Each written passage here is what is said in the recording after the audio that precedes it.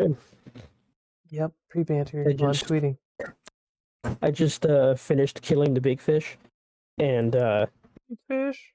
big fish. I gotta say, I'm sad you don't pass out on your little love shack.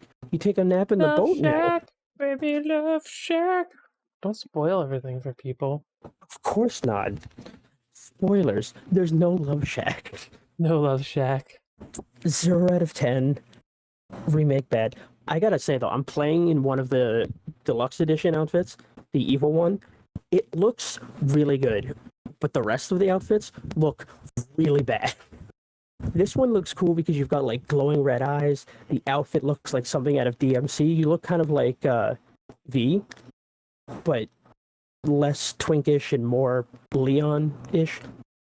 But it's it's hard to say that the remake is better. I think they're both good for different reasons. I haven't finished yet, so I want to withhold judgment until I've actually finished the game Oh yeah, completely. this I is definitely definitely not my have final. some interesting things. Yeah, I have a mixed opinion so far, and it's not bad in any way, but there's definitely a lot of cutscenes and uh, actions that I'm missing that Leon doesn't take because they got rid of the QuickTime events. I'm not saying I wanted a bunch of QuickTime events, but I did enjoy the scenes that they created and some of the tension and trauma. And I would have loved to see them just without the contextual button presses. You could just play the scene. Okay, if you beat the fish, then you haven't. I I mean, the don't fish think is a you're. good example. Oh, I go on. don't think you. I honestly do not think you are. You should wait a little bit longer before you say anything, because I'm in the castle. Castle. Yeah. I'm pretty Well, I'll late in just the make two castle. quick comparisons so far. Like with the fish in the original, he gets his foot tied up, and he's desperately trying to cut the rope off as it's going to pull him into the water. Yeah, but there's no And rope in the. There was no rope in the boat to begin with. They well, I added mean, it for the scene to make tension. there has to Like, be some degree of rope because we got stuck on the fish again. we can wait until we actually get to the Resident Evil 4 bits. I think going to the lake is fine. But I'm switching over. We're gonna have video now. Video is Video. live. Video. Video. Spooks. And we're live with the Poor Beggar podcast. Yeah. Oh, Silent Hill Oh, 2 why is there no news. sound? Or is it really quiet? Oh, it's just really quiet. Okay, it's just really quiet. All right. I know the video was really quiet. It wasn't moving the thing at all. Yeah, Resident Evil 4. We're not starting there. We're not starting there, even though it's playing right now. I was like, I'm waiting for you to start. We're gonna start. I think we're wasn't. gonna start with the Sony? news, because the Yeah. news has been going crazy, and it kind of leads into what we've been playing. So Meanwhile, I'm sure everyone's tired of it, but we have to. What else can we do? We got to comment on it, yeah, and hope so it wraps up soon. it sounds like the Activision Blizzard thing will wrap up soon, but now a whole other can of worms has opened up, and it involves Yes. the thing we hate the least: Yeah. Sony's money hatting. Oh, it's getting such a mixed response because you have the people that were originally saying Xbox does this, it's bad. Let me Screw back it them. up a step and explain what happened. True. There's 11 Go on. senators have motioned to they're implying that Sony, that the Japanese government has let Sony breach a fair trade agreement between Japan and the US. And this was something that was created in 2019. 19, yeah. So it's relatively recent-ish, but not enough so that they Well, it's don't Final know about Fantasy it. VII Remake should have been not exclusive Exactly. by now if it was a thing. But that's besides the point. But this is recent enough that, and both parties had to agree to this trade agreement. It's not like Exactly. one's being like, "Yo," Yeah. But- when did you make this? but with a grain of salt. If you look at the sources, the the senators or whatever are based out of Redmond, Washington. So it is completely Yes. possible that they are either being paid by or have stocks in Microsoft. And while that's true, there's also the case to be said in the opposite direction that they have been pushed to do something like this because of how the case was going so far. To save face a bit and to make themselves look more confident because they're, defending the American company now against the foreign one instead of everyone siding with the foreign company. So to look strong on both sides, you also pander and do a little bit of this. Whether it actually goes through, whether any of it's meaningful, or if it's just a show, that's to be determined. The best thing about this is that they're using Sony's own high-powered gaming console market. Yes, against them. Their own argument that they fabricated, which sounds just as crazy then. It still sounds crazy, but that's the thing. So we'll have to just stay tuned to see what is coming from this. But I had a thought the other day, and I didn't share this on Twitter or anything. I did put it in the chat here, so I had it in front of me. But I think I figured out the real reason why Sony doesn't want Microsoft to own COD. What do you think it is? Now, in Epic versus Apple, we heard about what I like to lovingly refer to as the crossplay tax that Sony charges developers. If you aren't 100% aware of this, basically Sony, if you want to have a crossplay game on PlayStation, as of the time of these documents might not be relevant anymore, but who knows, right? Yeah. But you had to provide financials for the other platforms and have microtransactions were any revenue, and then pay a portion of that to Sony. Yep. Which is one of the reasons why you see less crossplay and people blaming Sony sometimes for the lack of crossplay in a game because they don't want to pay the tax, so then there's no reason to do the crossplay. But the thing is, even before the Apple versus Epic thing, we have totally seen this from Microsoft themselves with Minecraft. When the Minecraft, I believe it was called the Better Together update, came out, you will remember that for, I think it was I want to say 3-4 months, Sony was like, no. And everyone, and players were like, why can't we have crossplay? It's like, talk to Sony. Sony won't agree to our terms because we don't want to. They shouldn't have to give them financial and extra money like that. Exactly, especially when they're the only ones asking for it. It's not like every company was saying, do this except Sony. Sony was the only one asking for, their royalties, basically. That's one of the reasons I think, personally, that we don't have Final Fantasy XIV. When we hear stuff like, well, we want to get the servers, but we don't want to do this, or, we can't with Microsoft because the way this is set up. I don't think they're saying that it's something Microsoft did. I think they're saying the way the crossplay is set up, it's going to cost them so much money financially until something like that is resolved that they don't want to do it. And I definitely think it's part of the. I don't want to be like Sony is terrible because Sony makes. Well, of course not. Their first party stuff's pretty decent, but this fear of Microsoft dominance in multiplayer is astonishing. Yeah, and a lot of it's unfounded. Well, they have the potential. Oh, go on. Sorry. The other thing that I wanted to point out was, going back to my point of the real reason they don't want it, because if Microsoft owns Call of Duty, Overwatch, and Minecraft, these are probably some of the biggest multiplayer games. Maybe not Overwatch as much, but Warzone put in there. Call of Duty is one of the biggest multiplayer games out there, with a huge player bases across all platforms. Yeah, for the casual audience. And not to say there aren't competitive people that enjoy it, but it's similar to Fortnite. It's one of the big ones that anyone can get. The numbers are all that matters, right? In this argument, the numbers are all that matters. It doesn't matter who's casual, who's hardcore. Oh, no, that's what I mean, though. You know how the casual audience is 80% of people that play games? Yeah. I'm saying it appeals to the huge fan base. It's not like you need specific stuff to enjoy it. It really draws everyone in from every genre. Yeah, so there's a huge number of people who are playing these.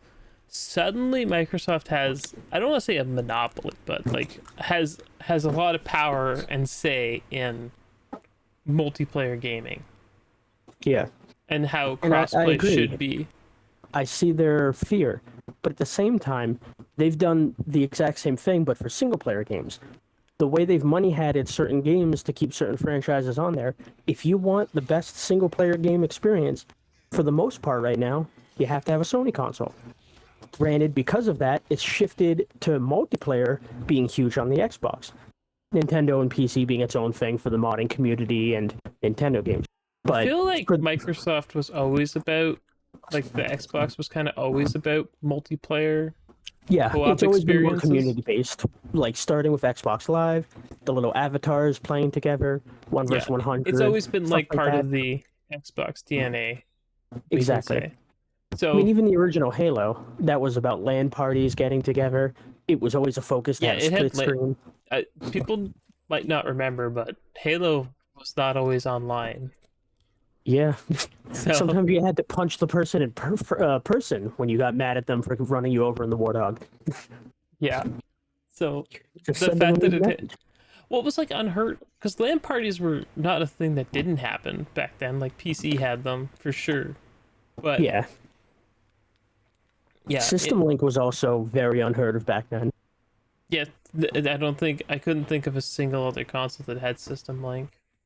Yeah. Even And oh my oh, god, go on. can I? So I remember we used to play. I think it was like I can't remember which COD it was, but it was one of the CODs, and you could play it like 4-player, just local. It was on the PS3, Mhm. and you could play it 4-player, just on one console. So for someone's birthday, someone decided to like rent a second copy of this game and link two PS3s together. What do you think would happen when you did that? Right? You like we think, oh yeah, 8 players, right? Yeah. It was 1 player on each console, and you got the full size maps. Well, I couldn't tell you which one it was. It might have been Modern Warfare or something. Now I don't know if that's how the Xbox version worked because we didn't have two 360s because everyone played Yeah. PlayStation. well, that's That's an what I interesting think- thing that you bring up too. Yeah, that's the thing. With the original Xbox and the GameCube, there were 4 controller slots. On the PS2, there were only 2, unless you bought a weird extension thing. Multi-tap. Yeah, We had so one you for could the plug OG one in. PS1 because we used to play games like Team Buddy and Quake 2. Yeah, The but Dreamcast that's- also had 4 controller slots. oh We used yeah, to use it- 3 of them, all of them, because I used to use a mouse. And yeah, the keyboard. no, just the mouse and the controller when we played Oh, Quake 3 Arena.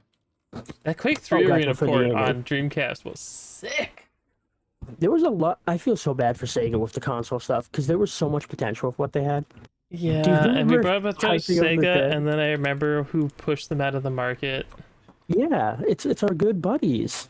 Yeah, Sony. this is the thing. I don't want people to think I like despise Sony. The TV I bought for my desk is a Sony because it was the best one for the price with all the features I wanted.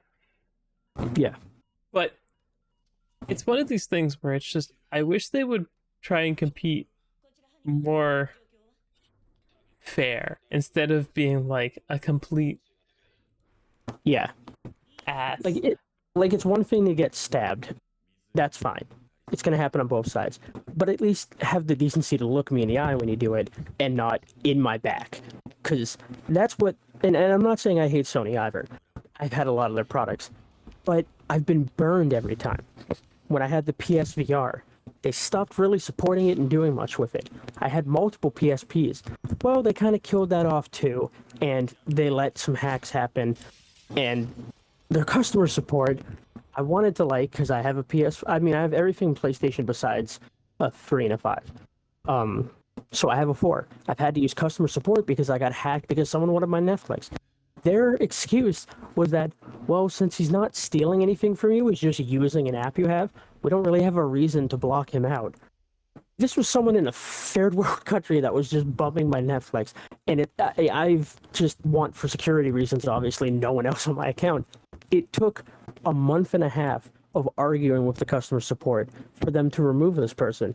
And then I got tons of texts because of 2-factor authentication of people trying to hack into it. So frustrating. just the lack of, effort it felt like they were putting in. I like a lot of Sony products, but I can't say I've had a good time with their business side, whether it's customer support, whether it's the way they handle the games they sell. The experiences with the games themselves have been pretty solid, and I have tons of great memories playing PS1 and PS2 growing up, and tons of games I still play where I can or emulate on the computer because it's either impossible to play or they don't sell it anymore. There's no feasible way to play it. And it's a shame that it comes down to picking sides or arguing for what you like more. It's just video games. Both of them are just billion-dollar companies that don't care about me, and I'm just playing video games they make. So it feels silly sometimes to let it get that much to you, and cause all these arguments between people. And it's frustrating because at the end of the day, you just want to play some games with friends. It's never deeper than that. Like, you might get mad about things, but you just want to play some fucking video games. That's the thing that actually irks me the most is with because Sony's the reason that Monster Hunter World does not have cross-play and cross-progression. And I'm sure it led to them not wanting to make Monster Hunter Rise cross-play, cross-progression. Because they didn't want to jump through the hoops. Exoprimal, I think, will be. But I wonder... And that's the other thing, though. Sony's also making these agreements. And we know about these agreements. And it's also a COD thing. Everything's COD. Yeah. It's just... This is the Sony bash hour. Sony business bash hour. Not Sony games bash hour. Exactly. The games are great. I'm still mad at them for killing Gravity Rush.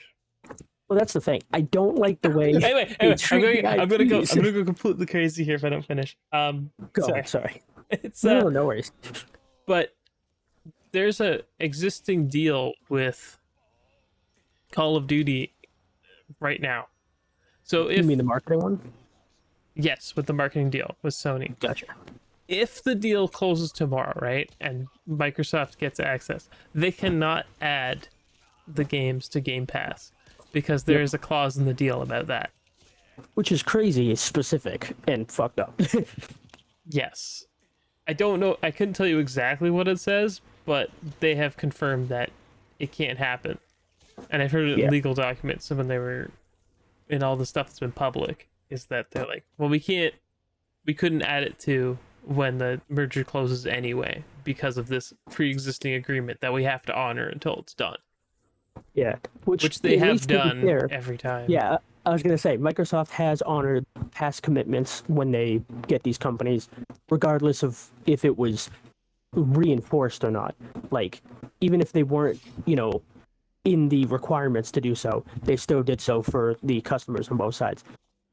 And I can appreciate that. They didn't stop Psychonauts 2 from getting a PS4 port?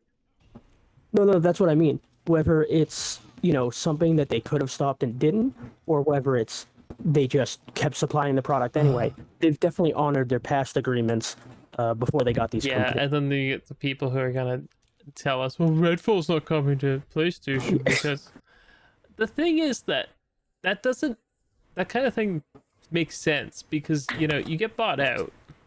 Exactly. The new person's got in charge. You haven't announced this game yet. They're gonna look through everything you got and be like, all right, this is gonna be an Xbox exclusive or Xbox PC exclusive. And it happens on so many levels. Like, look at Insomniac. They've said some out of pocket shit on Twitter, but not what they say on Twitter, but the fact that they made a Spider-Man game. It's an IP for everyone. It's definitely something that could have come to other platforms. But then Sony gets the company, and that company's still working with the IP. Suddenly, it feels like this IP is exclusive to Sony. Now, there's definitely some weird stuff with Spider-Man because they have certain rights for movies, not video games, which everyone always mixes up, with the character. And that's because they've been making the movies Sony production with Sam Raimi way back in early 2000s. But I thought that's a whole different market. I haven't played the Spider-Man games because at this point in my life, I don't care about Spider-Man that much. But aren't they more based on the movies rather than? So no, interestingly enough, and I played. That was one of the reasons I got my PS4. I love the Spider-Man game. That's its own continuity. PS4 Spider-Man, quote unquote. It follows loosely some of the comics, but it introduces Miles Morales, Mr. Negative, all these characters that either aren't officially in like the MCU or anything like that, or are their own different thing completely. Like the Spider-Man in that meets a different Doc Ock. It has nothing to do with the MCU version or the standalone Sony ones that they haven't decided if are part of the MCU. Whatever with that, it's completely different. All the characters are Insomniac versions and not movie or already Okay, no, existing comics. that's cool. That's cool. Kind of like how Guardians of the Galaxy follows the exactly the comic. That's a great example. Yeah, It follows the comic books a lot closer than the movies. Like they're very different characters. Exactly. Thanos is just thirsty. I love that comic Thanos did what he did for such a stupid reason. Like the movies try to glorify it as like a hero, and he in the comics he's like, "No, I want to get laid." He just wants to fucking death. Oh, yeah. And he's competing too with Deadpool. Yeah, no, it's funny. I don't want to dwell too much on that. That's funny, but yeah. I love that kind of thing. All right, I think that's enough Activision Blizzard news. Oh, I should mention that the CMA found there was no problems with on the video game side, but they're still worried about cloud gaming. Like it's some sort of separate market that still makes no sense to me, but that's fine. They have a very loose idea of how these markets work, and I get it. They've not formally introduced them. Yeah, it's fine. Even if they did formally introduce them, I don't expect them to understand overnight. They definitely they'd have to follow it for a bit, keep tabs on it in general, the way they do for many other franchises and genres.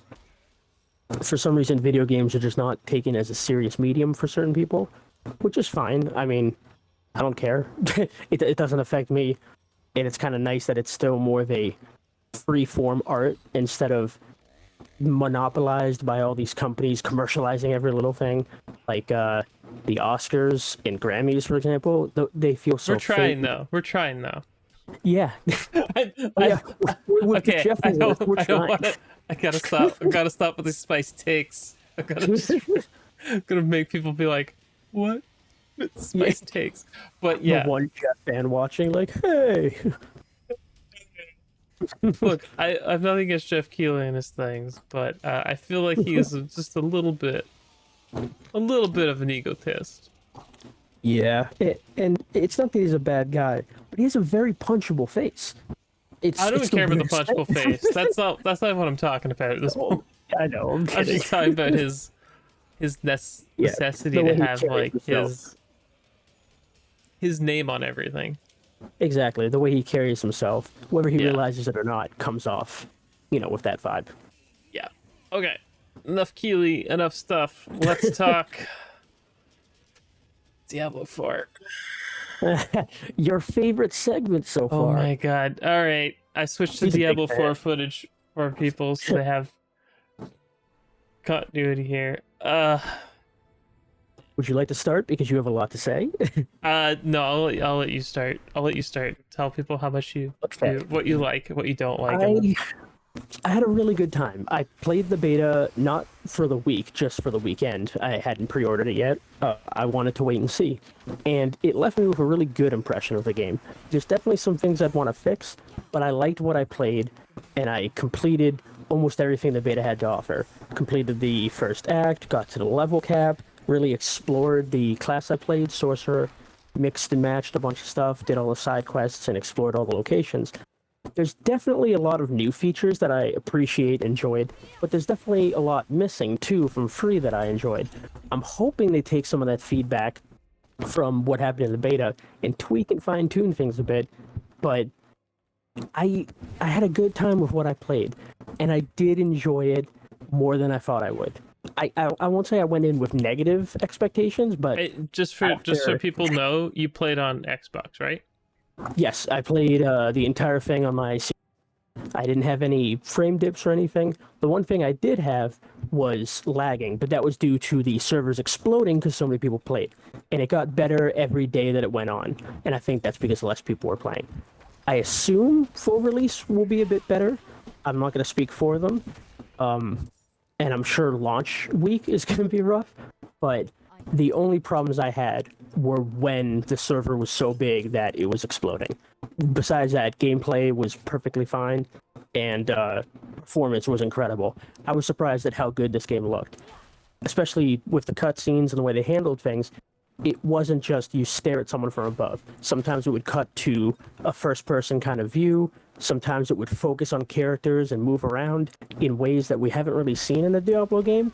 It doesn't always stay asymmetrical for important things that you view. So it was a nice change of pace. I think they said they made the world as if, imagine you're playing Skyrim or something like that, how the world looks 3D from your angle and you can see everything.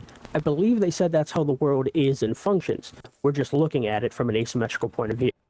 But you can imagine it as if you are this character walking around like you would in any other game, and the world reacts to you that way, not just top-down shooter, which is how a lot of people sometimes get stuck on these kind of games and get turned away from them. And I can understand that. How did your experience with Diablo 4 go this weekend? So loaded. Okay, first off, game controls fine, and I agree the game looks really good. I did notice some weird quirks with the way the renderer works, and you'd have to really look for it, but I don't think I have the one in this footage. But if you open a menu, the game starts like dropping res in the background, and it drops it so hard that it basically becomes a blurry mess. What did you play on? Out of curiosity, was it also a Series X? Yeah, it was also Series X. Okay. And I played with the controller, the whole shebang. Well, that's true. Some people might have played with keyboard and mouse. I should mention I also played with. Did it have a Xbox controller option? I didn't even look. I don't have I could easily hook up a keyboard and mouse to my Xbox. It's close enough to mine, but yeah, you could change the button layout and also change to keyboard and mouse. That didn't work for me for a while. I did notice something weird with that. Every time the servers kicked you out or you left, it would reset your controls. So every time I went back in and had to put zoom back on a certain button because I liked looking at my character and seeing some of the designs up close, I was just wandering around and looking at stuff. So I had to keep changing that. I assume they just did a mini server wipe thing for when you leave because I think there was it was fixed like the first day. I couldn't change the controls at all. I didn't have to wait long to get in ever, but I might have been playing just off one peak. time. Yeah. I think one time I had 30 minutes. Besides that, it was always under 1. But I did have a lot of lag, and I also had a lot of running into invisible walls. Yeah, when the lag happened, there was a lot of crazy rubber banding. I remember I would walk, and, sometimes I'd be going through stuff and not having any problem, and then I'd warp backwards like 30 seconds worth, and I was hitting the walls when I was walking as if they were there, but I wasn't going anywhere, and then I'd rubber band back. It had that weird, like, the world had latency, even though nothing was happening, and I think that was because of the servers. Yeah, because this game is actually an MMO, which is part of my problem with it. This is not Diablo, like I know it, and I don't want to be like, oh, it's terrible, and you shouldn't like this. That's for you to Back decide. in my day. I didn't like Battle.net 2 Diablo. Diablo 2, I didn't. I played it offline. I know everyone was like, oh, I gotta keep grinding or whatever. I played it offline and had a fun time with it. Yeah, and I assume that's what you can do in this one too when it's not a beta. I'm hoping so, because this online only stuff. The way the UI is set up, it looks like you could at least have another player. Yeah, I believe besides just people that can wander with you into your instance for group, activities and events, world bosses, blah, blah, blah. I believe you can invite people to your world or game, quote unquote. And there's also clans So I assume if you have a clan and you're at the same instance, it would be more likely to put your games together so you could play with them. I don't know how many players you could play up to. I've had 4 or 5 people wander in at the same time. I don't know if you play with people, if it'll force instances to be different depending on how big your group is. There's a lot to experiment with.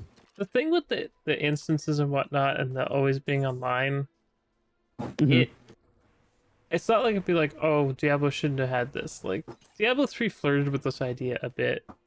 What it feels like to me there at the time. Is they took the idea of Nephilim rifts and made it into these little dungeons that they just sprinkled throughout the world. And when they're like, oh, there's all these dungeons and stuff, it's like they designed a dungeon and then they'll repurpose it like 3 or 4 times to do things with tile assets and whatnot. And that's fine. Yeah. Like, that's kind of what Diablo is. Yeah, the randomly generated dungeons. It's not always randomly generated. Diablo 3, the actual story was like a coherent world. Yeah, all of the campaign stuff is always set. The dungeons you can even reset when you do that, the random generated ones, it tells you, hey, the random generated ones are going to get mixed up, but the campaign ones aren't going anywhere. Those are going to stay the same. And it tells you that, I assume, because some people might be worried that their progress will be gone, or, you know, they'll forget the layout of the campaign. That seems to be all static. So I assume that's the main stuff. The stuff that stays static and focused like that, that's where you won't see as much randomness. You'll see the crafted specifics. I feel like the dungeons themselves were crafted in a certain way. Like, exactly. For sure. But yeah, I also feel like I ended up doing side quests in a few.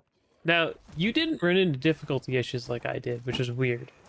Because I ended up doing side quests and the like, and I couldn't beat some of the bosses by myself. It was just frustrating. It's like it didn't scale like it was supposed to. Yeah. I don't know if it was like a player nearby or something, but stuff didn't scale like it was supposed to. Like, that's one of the things. Like, you play Diablo 3, which is gonna be my best course of comparison because I played it more recently than 2. Yeah. But you play Diablo 3, and you can always overcome whatever's in front of you. Always.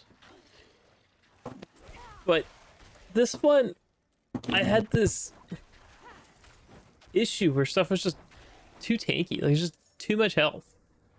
I'm like, ugh. The thing I had run into, there was only one time I had ever died, and that was when my controller died. I was having some problems then, and I was like, no, I was level like 22. That was the one time I had died. However, there was 2 bosses that gave me some trouble. One of them I almost got wiped on. There was, out of nowhere, this crazy difficulty of one of the strongholds I went to. And it did say it was level 25 plus, so everything was level 27 or 28, and I'm only 25 because it's a cap. But it did insane damage to me, true damage. It was going through certain barriers and shields resistance, and it felt like the difficulty spiked out of nowhere, because I hadn't really had any problems otherwise. I had a very good class that I could heal with while doing crazy damage, and fire armor was sick for that. Fire armor was great for that, yeah. I was using ice armor too at a point where it didn't give you full immunity, but it would treat all enemies like they're frozen. So a lot of my ice attacks would do special effects like bouncing around and stuff. And yeah, so when I'd use conjuration stuff, I'd have backup allies too. And they were doing crazy damage and mitigating a lot of the aggro. So I was pretty set. And that boss out of nowhere, like, I can't even imagine if I had more players with me how fast we would have gotten wiped. Because it does scale a little bit, but they try to reward you too. If there's more people nearby, you get more loot and experience. Yeah. The way I see it, it feels like, because you hated Diablo 3 at launch, but then it grew to be your favorite. Diablo 3 at launch has a lot of problems. I wouldn't say hated is the right term. It was disappointing because the game was not very rewarding in loot. Like, you didn't get good loot. Now, my question is, what if the same thing happens with 4? Where that's why I said I'm gonna pass on it for now because I don't think it's gonna be a thing. My biggest issue with it is actually the skill tree, and it is annoying. It is absolutely annoying. The first thing is that everything's like 5 tiers. Like all the abilities are like 5 tiers, and then there's side ones, and then there's just regular abilities. Now I know for some people that's not going to be an issue, and they'll be like, "Oh, this is more choice." I don't find it as good as like meaningful choice. It's like you changed a system that worked to come with something that is much more. Oh, how do I explain this? It's much more restricting in a way. Like the way I was playing, I had issues with dodging because mage has low agility. Gotta get out of the way. I couldn't dodge attacks very well, so as soon as I got blink. Is it blink or is it teleport? I can't remember what it's called. It's basically the same thing. It was both. It was teleport when you use it, but blink if you put it as a passive, and then it became your evade. So it was teleport and then blink when it was. I never got that you can just set things as a passive because I didn't get enough abilities because I wanted more buttons. Yeah, I do wish there were more. The thing buttons. is, like in the footage right now, I have full buttons, but I ended up finishing with like 4 whatever buttons because stuff wasn't dying. So I'm like, I need more damage. So I had to put more points into damaging abilities to have more buttons. And it feels like crap. I respect like 4 or 5 times to try and get something I liked. I remember I picked up respecting every few levels because I wanted to try new things. I just didn't get anything. I didn't find anything that was like fun or like at the beginning it's like, oh, I got fired. It does decent damage, and then it just doesn't scale up because we have to have 5 tiers of this. I don't understand why we need. Why do you need 5? Oh, go on. Sorry. I'm just saying, why do you need 5 tiers of like basic attacks? When I think the reason for that was to make it feel more useful over time. Because you just put 1 point in the beginning, focus on other stuff, and then when you realize, sounds to me like we're looking for more engagement or rewarding instead of just making an ability that works. And I get people's point where they're like, but the skill tree gives us more choice. And in some ways, yes it does. But does that choice actually matter? Is it actually good? I get what you're saying, because if the argument is you get more choice, but the choices are 3% more Cheerios or 0.0%, 0.1% damage, it's a choice, but it doesn't affect you. It doesn't mean anything. So I get exactly what you mean by, feeling like, is it doing anything? And I feel like the way the system was set up was different.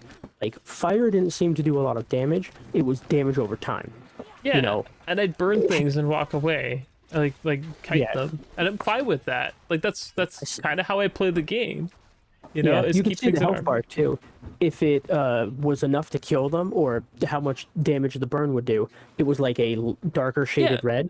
That's the thing. So I have no problem with mechanic-wise. A lot of these abilities were fine.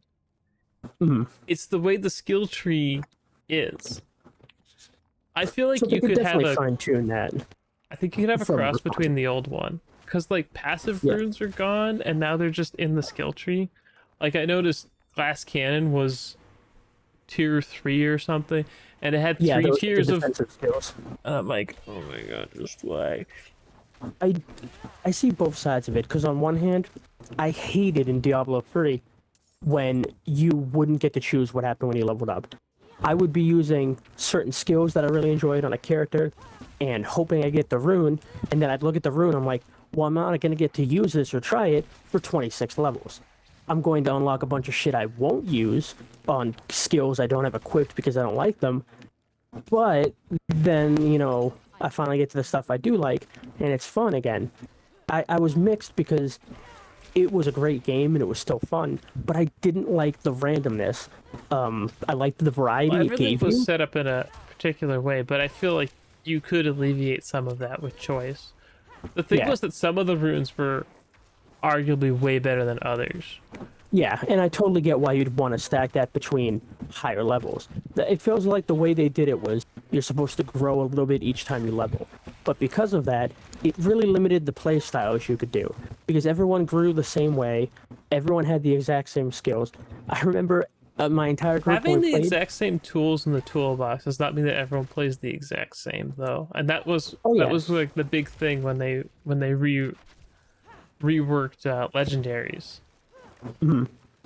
And yeah, Where I can't say it's exactly the same, but it felt kind of limiting, and it just reminded me more of like when you see MMOs where it's like, or Destiny is another example for people who don't play that, where you see the top meta weapon that you want, and everyone just uses that to the point where, using anything else becomes redundant. Everyone's using the exact same best armor, the best weapon. yeah, but that's And I get it. I think that's what skill trees get you to faster than the rune change.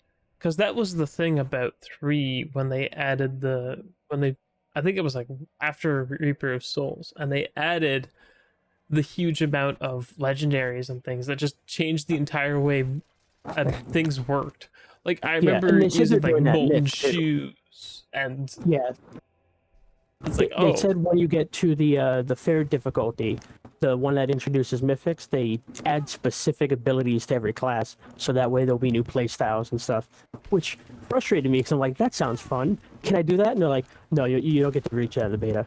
I'm like, damn, that's kind of the thing I was interested in seeing because the end game is absolutely the most crucial part. We know that for any looter shooter, for any Diablo-esque game, that's where. that was the Oh, problem go on. with OG Diablo 3 was that I basically played it for the story and I was like, okay, I'm done now. Like this is because it wasn't rewarding to play. Whereas Reaper of Soul, like Exactly. I remember playing, I think it was like the week before Reaper of Souls launched, Mm-hmm. because they had the patch out where the game handled like Reaper of Souls. It may have been a little bit before that, but we were like playing basically until Reaper of Souls launched, and we're gonna roll new Crusaders or new characters or whatever. Yeah. Because you couldn't go into Reaper of Souls on day 1 because it was broken. The actual expansion you couldn't go into, so but you can start a new game easy. But Yeah. that was on PC though, I should note. Hmm. So, well, yeah, I think you could have had a better in between instead of having this skill tree. Because there are people Oh, who are yeah, going to no argument experiment, there. and there's people who are going to just min max. Yeah. And it's going to be, well, if you get this ability, this should be your skill tree. If you get a thing with this is what you should. This is how you should spec to do the hardest content. It always happens. Yep. There's always don't a know meta. why There's always a best But again, way they to do tried to things. do this with WoW, and they got rid of the skill Yeah. trees entirely and replaced it with just abilities you could pick. And people didn't like that. And then Yeah. It's a hard thing to try to find what works best for your current community, especially when it's so far from the last sequel. You don't know what 10 the community wants. years. Yeah, you don't exactly know what the community wants right now, because the last few times you brought up the game, you yelled, "Does everybody have phones?" And then everyone got mad, and then you made the most microtransaction-heavy game in fucking That wasn't history. that wasn't Blizzard though. To be fair, that is not was True. not Blizzard Games. It had Blizzard's name on it. And it had Exactly. Diablo on it, but Daddy's made It it. was basically a skin.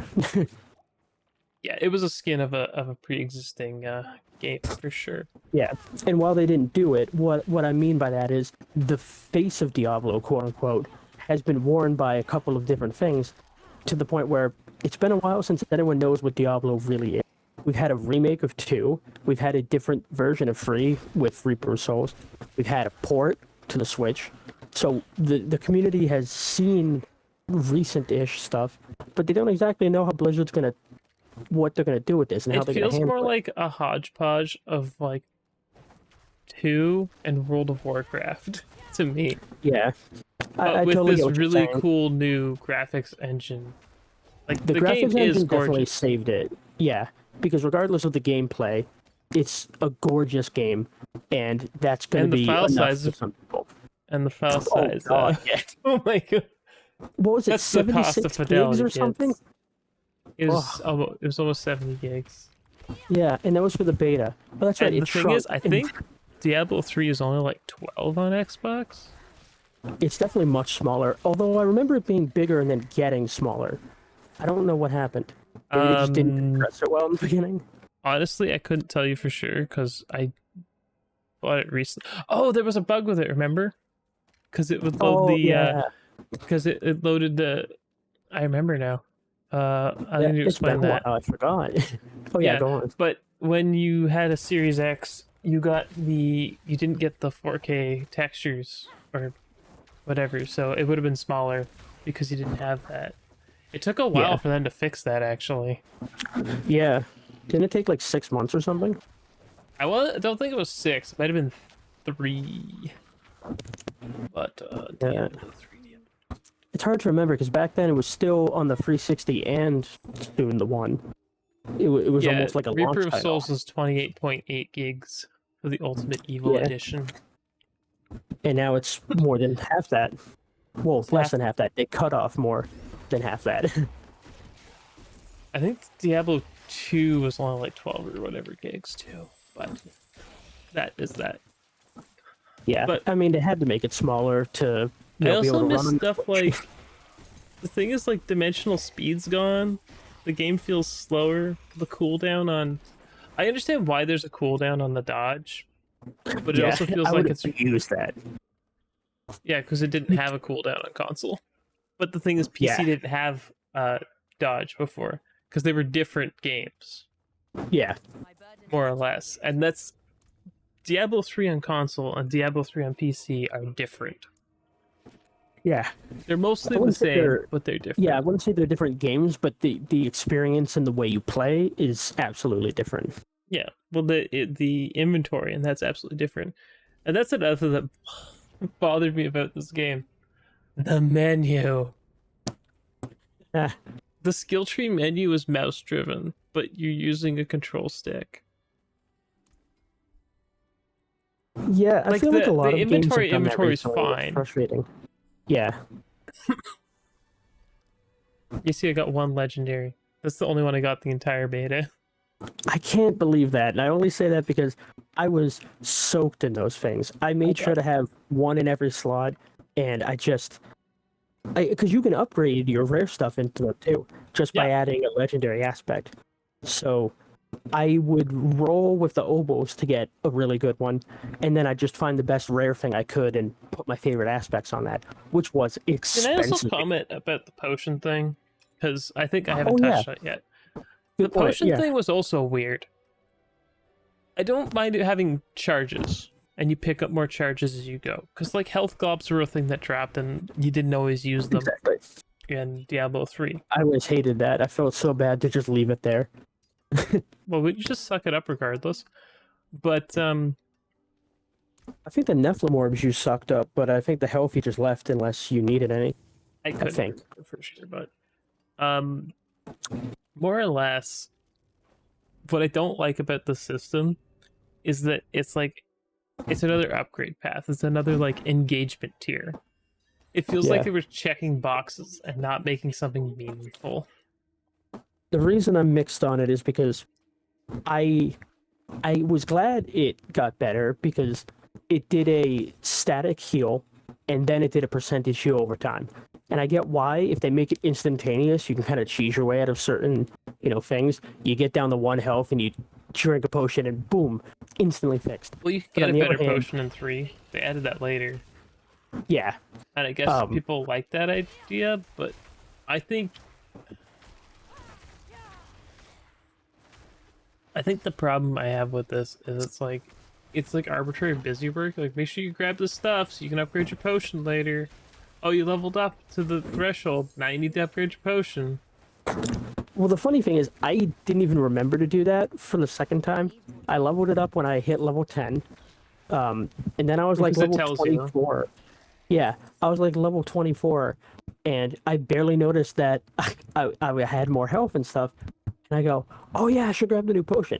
And I go back and grab it, and I'm like, what? Now I'm using way less health potions because I'm healing so much with this one. It felt like it was trying to reward your grinding by giving you the same amount of health you would normally have, but as you're increasing it. And I Why think do you the need to reason they upgrade? did that, I was like, it was more cool that they added buff potions. that's cool. Yeah, and you can craft those too. The reason I think they did the potions this way is because if they only did it percentage based, then you'd be able to choose your way out of a lot of things, and it would also not heal you correctly Yes. if you had. Well, yeah, like if it instead of healing 38 health plus 35%, if it just healed 65 or 70, there's certain builds you could go with that would take advantage of that in some crappy ways. Like if I had, 1,000 health and someone had 10 We're health. also playing wizards, right? Like we're not playing in Oh, the I was, melee yeah. classes, and that was the other thing I was gonna point out is like they're probably your lifeline as a melee class. Yeah. Like they have some self healing, but and or Yeah, leech or whatever. they're just chugging those potions every Yeah, swing. they're gonna be like they're not gonna be like us and have potions like strewn about all over the potion charges all over the place. Where it's just like no. Exactly. And the Casually only time like, I oh ever well. needed them was when it was boss time. Yeah, and we got a crazy amount during the boss. Like you'd randomly be fighting and they're like, now I'll do an attack that spawns 8 of them. Yeah, if you And they got do disappear over time. yeah. But yeah, I feel like I'd feel differently if we also had mana potions without automatic regeneration. Uh, But it was weird to have mana again as a mage. it did feel weird only because I was like, this wasn't a thing. But I get why it is. The way the magic works in this game, like I had an ability where whenever I used a flaming ultimate, I would have no resource cap and on all pyromancy. So I could shoot 400 fireballs. I'd use the ultimate and spam firewall so that there were like it looked like Vietnam. The whole place was on fire. Everyone's burning alive. It's terrible. And I'd shoot like 600 fireballs. If that was just an ability I could spam whenever, the game would be chugging because every player in the world would be shooting 50 Hadoukens per second like a gun. Oh, And it would be a little too silly. I'd feel way too overpowered. you had So arcane energy in 3, but yeah, well, that's true. They kept changing the way it kind of worked. but it worked very differently. Yeah, The thing is, I'm not seeing. Did you ever play melee mage in 3? yeah. In With fact, spectral so- swords and the orbital Yeah, lasers and the fire boots. You're just like, I am an unstoppable god. I feel Things like in just free walk that and was the even weird die. thing. Yeah, you'd be invincible like 99% of the time, and then 1% of the time you just die out of nowhere. Something Yeah. finally broke past your wall of You're like, oh no. insanity. Well, I always ran stuff like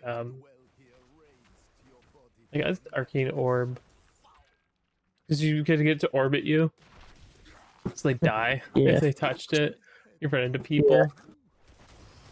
Yeah, thorns was another really good thing. Basically, anyone who touches you has a bad day, and I that's don't think as a I mage. had.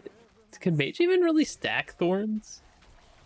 It depends. They could stack small types of thorns and then build damage off that, but they couldn't get thorns as high as like a barbarian would. Yeah, barbarian right in the tanks. Yeah, because Crusader. you don't have the kind of health. That's true, the Crusader. You don't have the kind of health to just tank. And that was also something I thought was interesting.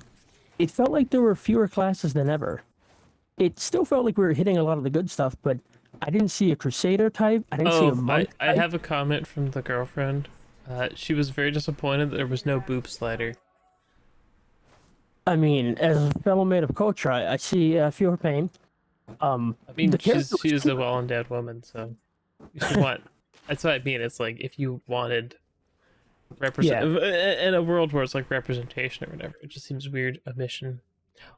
Yeah, and We did go and look through all the base character models, and for the most part, I like them. But I think it was the druid. The female druid looked weird Yeah. to me. the hair was surprisingly detailed too. Like there are many styles. I even colored 2 different colors. I had the black hair with like blue ends, just because when I make characters, if I can make it two-tone, especially heterochromia eyes, I usually do stuff like that because it's cooler to me. So there was at least more detail. It didn't feel like, in free you'd pick the character And if you started with friends, there was like 4 generic of the exact same dude. I As you miss slowly, Azula though.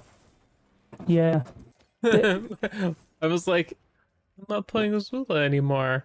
I don't know. I feel like they're gonna be interesting characters though. Like from the campaign and stuff alone, they had some interesting sass. They had some humanization to the character. It didn't feel like we were just playing generic guy. So I'm hoping it'll keep up like that. And of But I course, like even super though, arrogant sorceress lady. oh, trust me, at least I this miss was her so much already because she's so we had hot. the arrogant sorceress in this one too. She kept talking shit and throwing shade, which was nice. But She wasn't I as agree. bad. Yeah, she didn't have the same level as Ashura. Azula. Azula. I'm over here saying Ashura like it's a god. Oh, you need to play free again. It's been too long. Yeah, we could just. You have it on Xbox, right? Maybe just Yeah, boot it up sometime. With some Diablo 3. I'd be down for that.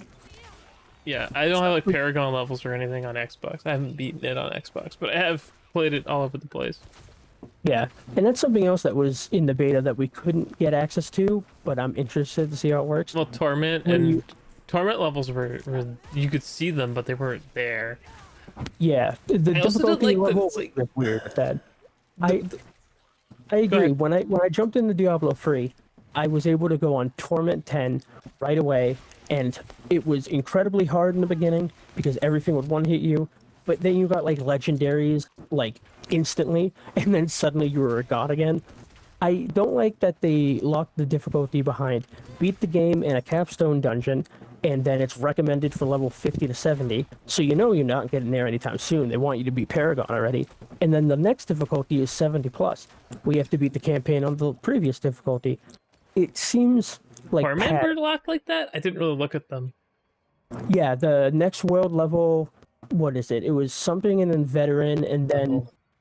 yeah, they called it like world tiers. Like you could do it in the statue or the menu.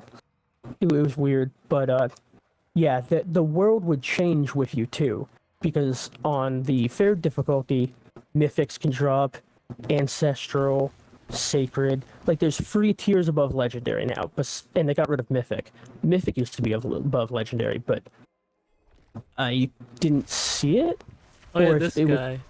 Here, you watch me like get murdered by this boss. was it the giant the werewolf thing? So it shoots poison. Yeah, he's got like one This doofy is arm. before Yeah, I discovered how good fire armor was.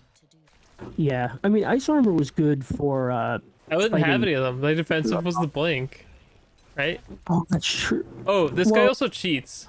I want you to watch something. I'm gonna blink behind him at one point, and he literally 360s to hit me. Anyway, and it infuriates me when games do this. Yeah, it Like- needs to give you the agency to do something, but also understand that, you know, what you're trying to do. Like you can't just lock you into something and just say now it's over. Yeah, Um, I hit the wrong button there, but there is something I do appreciate: the fact that if someone dies that's near you, they just turn into a little ghost. You can wander up and revive them. I appreciate how they're trying to do that. Oh yeah, here's where you're like, fucking, I need some defense. looking. But here's a good example. Do you see the right trigger? It says to go to Paragon. We have no idea how they're going to handle that. Whether it's a skill tree, whether it's talents, who knows? I'm hoping it's interesting and translates well. Well, Paragons and Diablo 3 were kind of boring, but they were added after the fact. Exactly. Yeah, it felt like it was tacked on at the end. The fact that it's already here, granted we can't see it or interact because it's locked behind twice our level, but I feel like the attention's there this time that they're going to I do think something. I was talking to my girlfriend right now, explaining why I didn't like this. Oh yeah, it is frustrating. I can agree with when it's split off, and I get why they did it. If you could stack, especially an ability you like, every Not the splits. Like having a choice between it does this or does this is fine, yeah. but having basically 10 like 5 points to do more damage by putting a point in here. The only reason I appreciate it is because otherwise you would have to make every ability scale with your level, because they scale with your stats, but if I level up, well, go on. You could just give skill points every 2 or 3 levels, like, you know. Yeah, but then what about the levels where you don't get a skill point? It feels pointless. Like, what changed when you leveled up? I mean, did you play OG Diablo ever? Oh no, I'm not saying. I'm just wondering, have you ever played OG Diablo? Yeah, but it's been a Because while since OG. OG Diablo was, you got to pick like stat points, like Oh yeah, strength, it was stat magic, points, and whatever, and yeah, then every you few would levels you got skill points. you got stat points, and then you find books or Yeah, things or manuals to increase your spell. I think it was only books for magic use or whatever. and that reminds me more of older Final Fantasies too, where instead of reaching a certain level to get spells, you just like go to the black mage guy and be like, "Hey, I want these free spells. Whether you can use them or not, depends on your I level." But also can I also hated that refund all and back out of a tier was the same button. You're using yeah, 3 buttons. Why? Why? I can understand because there are a few times where I'd tap it and it would be like, "You want a refund all?" I'm like, "Nope." Oh yeah, I have to hold it. Or I'd be like holding it and then it says it and I'm like, "Oh fuck, I had to tap it." It Yeah. There's also stuff where it doesn't tell you. Like right now on your screen, it says push left trigger to do your skill assignment, but it doesn't tell you what right trigger does, even though that also did something. It feels like there should have been at least an options for help or Keyword tutorials or search. something with some of this. Yeah, Yeah. the It's keyword like, was interesting. but like elemental dominance was just a rune you got, and you got to pick between that and other things. It's like, Yeah, I honestly feel it, like the skill tree is just, it has too much stuff on it. yeah, and I'm hoping they can fine tune that because I see what they're trying to do, and maybe it works better on some of the other classes. I'm not sure, but with sorcerer, it did feel like you were choosing between petty little passives that you either didn't need or wanted but had to waste levels stacking, or actual abilities. Yeah, that's the thing. It's like, oh, I want this ability, so I gotta go to this tier. At least with the other the other system, granted, you didn't always get something you wanted, but you Hmm. got something, and you'd have a fair mix of passives, and it's like, oh, you Although had to put points into passives to make things better, and I'm like, oh. there is something I can appreciate. There's equipment for all sorts of different things and enchantments that raise certain stats. And whether it's the level of a skill, whether it's enhancing the skill, like I was able to spawn an extra Hydra for one of mine. I I had never two got to different play pieces with of Hydra equipment. because it's too deep. Oh, yeah, Hydra was fine. But besides leveling up the thing, which can go past the limit, like if I had a skill maxed out and I had 2 or 3 things that would increase it, it would keep using level up points towards that and actually give it the stats. It didn't just like cap out. So I had like Hydra at 7 and the ability to summon 2. And once I had that, I was broken. Like I didn't even fight sometimes. I just walk into an area. I was like, oh, 10 feet, put 2 Hydras over there. Did it attack anything? They're dead now. I'll walk 10 more feet, put them again. Scout ahead for me, Hydras. So Yitra! You watched yeah, Before, right? yeah. You just wanted to be Maple. That's what you wanted. I mean, I couldn't put my points into defense, so I had to put them into Hydra. I even That had a is one of necklace. her I was like, abilities. yeah, It's it Hydra. was like all conjuration skills up by 1. So it wasn't just, you know, a point into something random. Sometimes it was, here's a point into everything for this category. Whether that is useful to you for multiple skills or whether you have a bunch of points into something you don't I need. got one I ability. did I got appreciate one that. item that gave me like Incinerate, and I did not like Incinerate. It I just wasn't big eats. because it was a channeling one. It eats through mana too fast, for one, Yeah, for what it is. and it It was just good as a doesn't do enough passive, though. burn. Like the main, because I was like, oh, I just want to burn things. I'm like, oh, I Yeah, want Meteor. I want this. And it's like, I was so mixed on Meteor. I like the idea of Meteor, but it took so long for the thing to fall, and it didn't feel like it did enough damage for what it was. can someone However, explain to me why the skill menu here, why you couldn't just like mouse like hover over the button and press the button you wanted on? Why I wasn't think the that an only option? reason Yeah, It's just, I think the only reason I had to like go back and forth was like I would purposely be trying to reorganize it. yeah, And I pressed the button because it'd be like, oh, that's how I do it. Just press A, press the button I yeah, want it on. That like if you rebound a control in a PC game. no, that sounds like it'd be helpful. I Illegal. don't know. This game is. What level were you at this point? I You think were I was level 15. 15. I stopped at Yeah, 17. I stopped not long after this because I was actually getting like legit mad. This yeah. game hates me and I hate it. I see the problem with using a lot of fire when you're the only one there is that you have to stay alive long enough for the DOT to reach its potential. And when you're the only one in an area as a squishy You wizard, don't have it's conflict hard. or Exactly. If you have something that takes some of that aggro and also helps the thing with is the like I used to fire. play Fire Mage and WoW, so I know how it's supposed to work. But they don't have config, so you can't just like burn your dots harder or something. There's no button for that. You could attach it to like Flame Shield or something. Yeah, I mean that's what I would use This the guy Hydra didn't get for. slowed though, so I switched off of Oh, ice. Ice Orb. Yeah. And then he did It the was stupid really, shit that I hate the most. yeah, it Where I was would really hard dodge him to and play then the see? He did it right there. You just see him flip Yeah. around to hit me? run around and bitch slapped.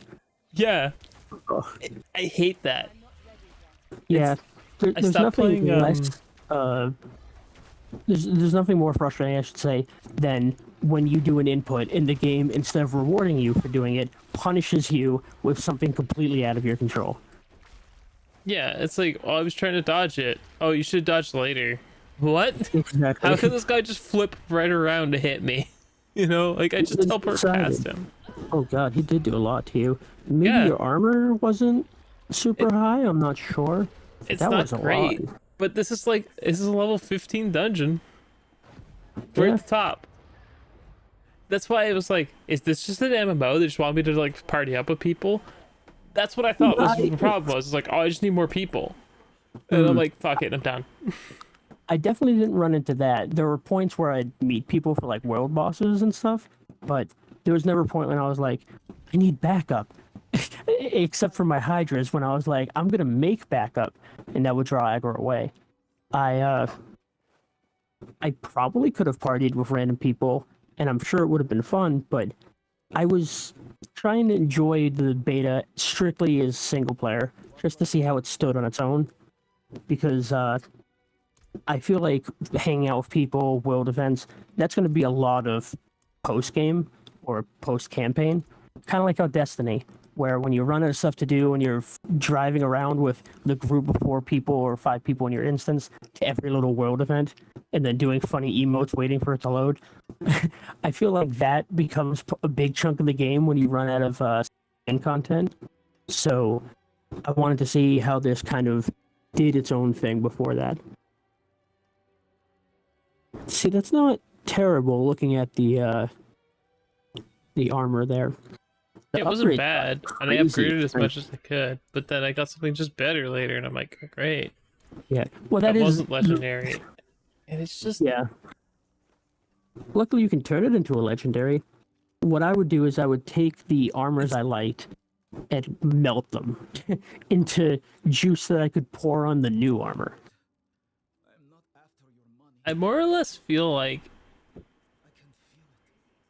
this game is so like gear dependent because this thing you didn't want to get legendaries in Diablo 3 when you're leveling. You'd get them, but you'd be like, because sometimes they just wouldn't be good because everything's random, and that's the thing. It's like I Yeah. get it's like Diablo's all about getting loot and doing whatever, but this beta really made me think it was very, very not raw. I don't want to say Very what? raw, but Hmm. it's I not have right. to I have don't the think it was ready for more- prime time. Yeah, and I have to say, I'm hoping it does what happened with 3. I don't mind if it has a rocky launch and then they refix it for what the community wants. I wish they just. I kind of hope that Yeah. it either gets if it's not ready, it needs to just be It needs to be delayed. Well, that's the thing. I can't tell. I wouldn't say it's not ready because there's definitely core gameplay there that, while needing to be tweaked, does feel like a finished product. I guess the question would be more so, how are they going to handle this?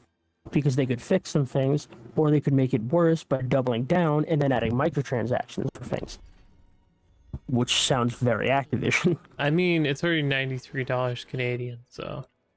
Yeah, well, that's why I'm really hoping this deal goes through so we can get this Game Pass, because I'm not trying to pay the stupid, insane amounts they want for the product that's not quite finished.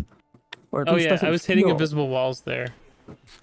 Like, it was everywhere. Like, literally everywhere it was hitting invisible walls. See, that would have frustrated me more than the skill tree. When The the game skill tree does stuff like frustrated. that. It's just like a bunch of stuff that was on top of one another. Yeah, like a lot of little things that piled up to Yeah, be they're just one like, giant no, thing. it's not. Like, if you want it to be an MMO, fine. That totally looks like what they did here. Could you get a mount in the beta, or is that just a thing that was not allowed? Unfortunately, no. You get the mount at the beginning of Act 2, because it was setting up for me about to get it next quest, and the beta stopped. Well, the campaign stopped. The beta, you Yeah, it's still like play. you can't go anywhere. You just gotta do walk around. Okay. Yeah, and I'll admit, I had boots that would increase my speed by 50% every time I evaded. Plus, it had a stack of extra evade. So I had 2 evades, so I could move I around. missed easily. that button. You know, like, there's a button. Yeah. You used to have this thing, you know, where you just go faster. I miss having that Some kind of Blazing- speed sprint almost. blazing speed on Blink, Yeah. and you leave a fire trail if you had the right thing to buff it up. I have to hope that they're going to be making changes like that. Because, you know, The as game is people slow. play it, I'm mixed on that, because certain things were slow, and then certain things were insanely fast.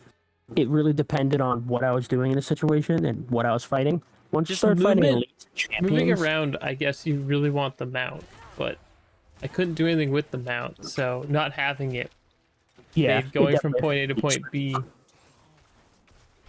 not And the I'm sure it's best. different depending on the class too, because I saw some druids that were running around as like giant bears very quickly, and some rogues were just dashing around and doing shadow techniques and stuff. I have It's to weird imagine. they brought back the rogue, but there's no like, Yeah, there's like, and the barbarian, but no. no monk, no cleric slash crusader. Leader. Yeah, I was it's weird. expecting someone to have the holy magic, mostly because I thought, all right, druid's nature, necromancer is blood slash dark, and the sorcerer is going to be the 3 main elements. Who's going to have the healing or the light magic that monk slash cleric would? Yeah, I wouldn't have minded if I could have played something more supportive too, but Yeah, I There's thought no that was going to be supportive. fun. Especially with the possibility of random people everywhere. I would totally go around as the little support healer guy just running from place to place, fixing everyone up, like the little guardian angel for no reason. That'd be fun could for its put- own. if you could put debuffs on things to make people heal. Yeah. Like But- the Sentinel from Final Fantasy 13. No, there was a. Was it? No. I can't remember what game that was. I think it was. It might have been Final Fantasy 14, actually. Now that you say it. Oh yeah, you had to pick up the little souls from them. There were a few like that. One was like A lot of these Heretics. quests were.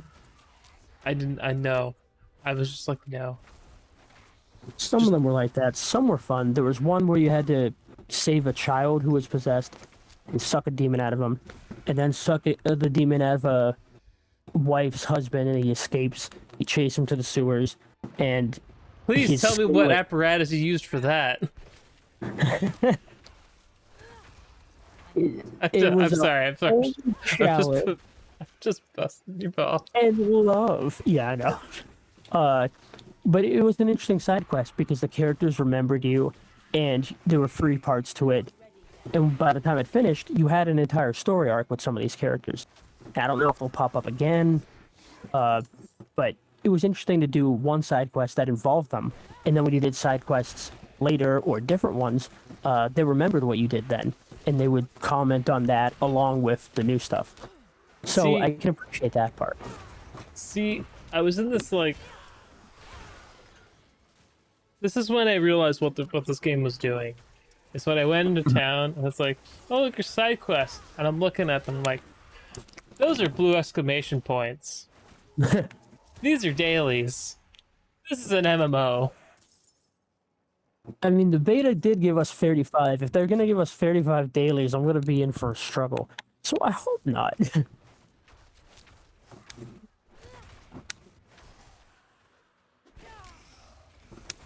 They usually give you a choice though. Oh yeah. Like you only need to do so many to get a bonus or whatever. Yeah. Kind of like how games give you 40. Like, do 5 dailies and 3 weeklies, and then you hit the cap. Yeah.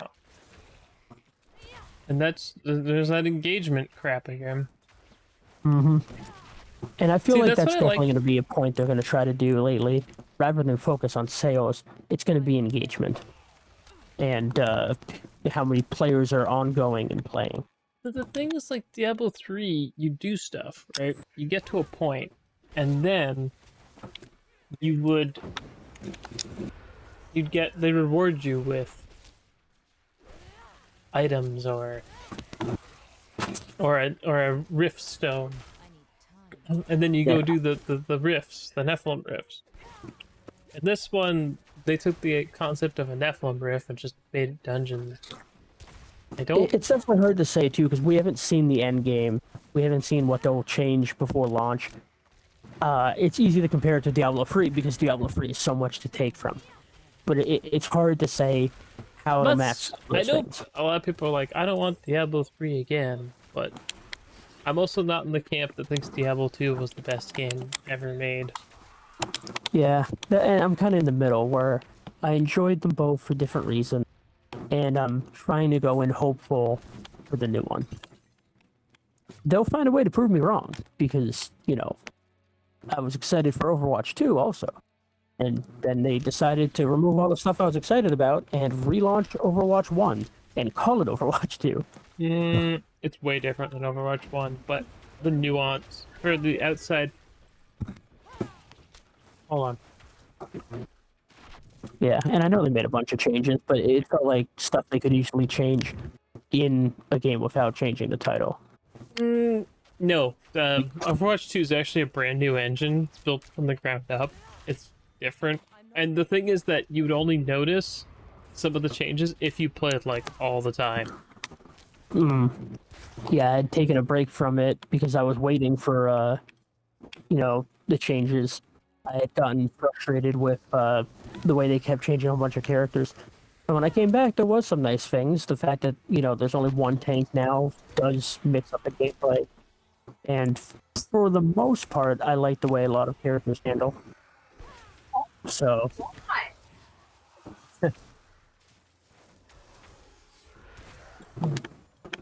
I more or less think that Overwatch 2 is very mixed bag. They were like, there's gonna be PvE content, but then that got pushed. And still waiting on that. That's what I'm hyped about. And I'm feeling that's why we're getting Diablo 3 right now, or Diablo 4 rather, this year, because like they announced it what 2-something years ago. Which one, Overwatch 2 or Diablo 4? Diablo 4. It wasn't that long ago. Yeah, it might have only been a year because before they announced 4. Oh yeah, it was only a year because before they announced 4, it was the skin one, Diablo Immortal. Yeah, that's what everyone was, you know, playing and talking about. And then I think it was just at E3 Summerfest, whatever, last year that they showed off Diablo 4. So I think it's coming out like a year after it was announced. Obviously, they worked on it more than a year, but announcement-wise, it wasn't that long.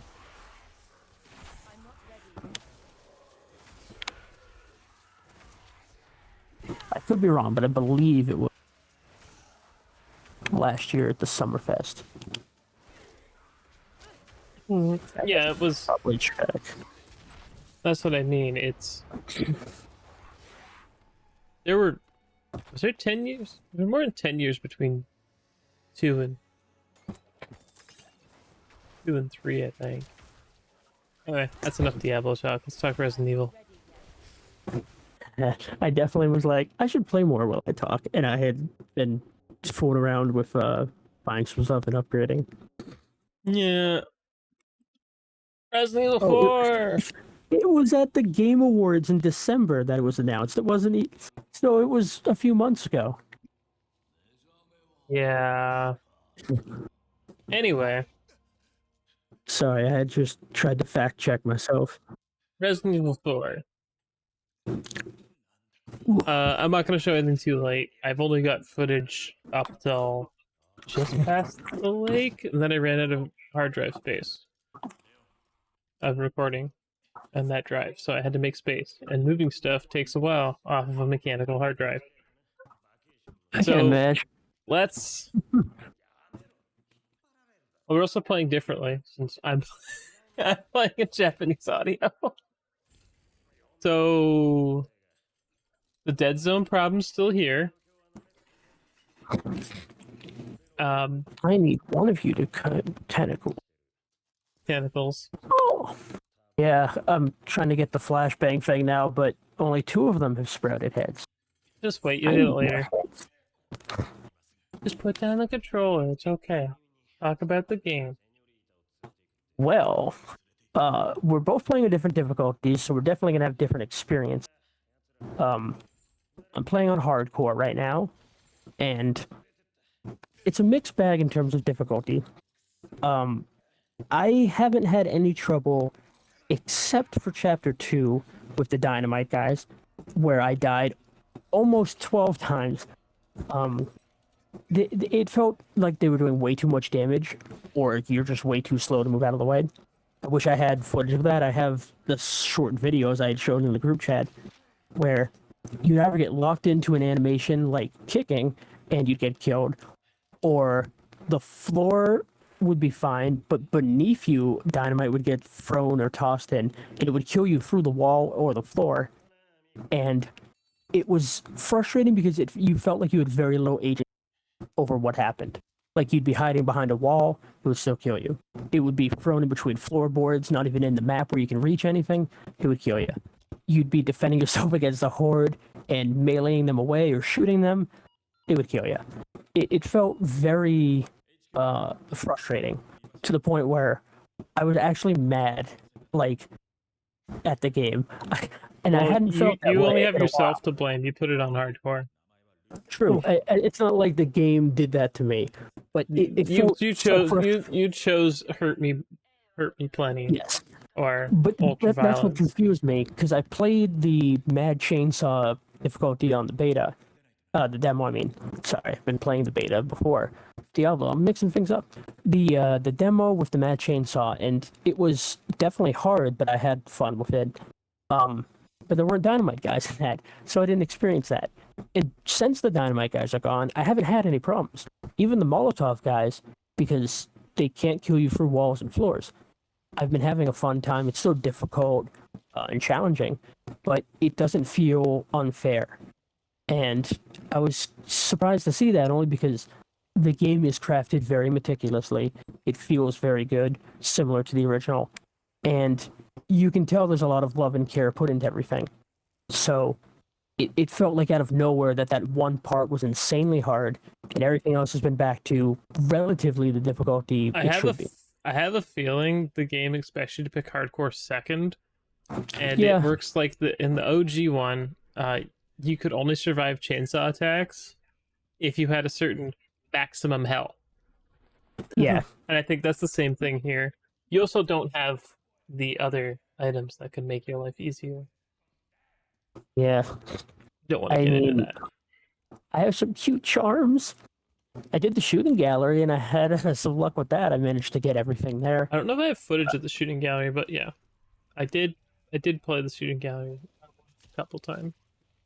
Yeah, it was definitely fun. I was surprised because I was like, oh, it's not going to be cheesy anymore. But then I went to it and there's a fancy little elevator to get down to the first one. And the entire area is like kind of shoddy and shitty looking. So the elevator definitely felt like a gag. And then when you go down, the way the merchant is talking and everything, it definitely felt cheesy and fun, and I appreciated that because it felt like you jumped into another world with the shooting gallery in the original too. It just felt so out of place, and it kind of gave me that surreal feeling of like, is Leon hallucinating? Like, who is this merchant that keeps helping him? How does he keep popping up? And I've actually been waiting for Ashley to make a comment about the merchant.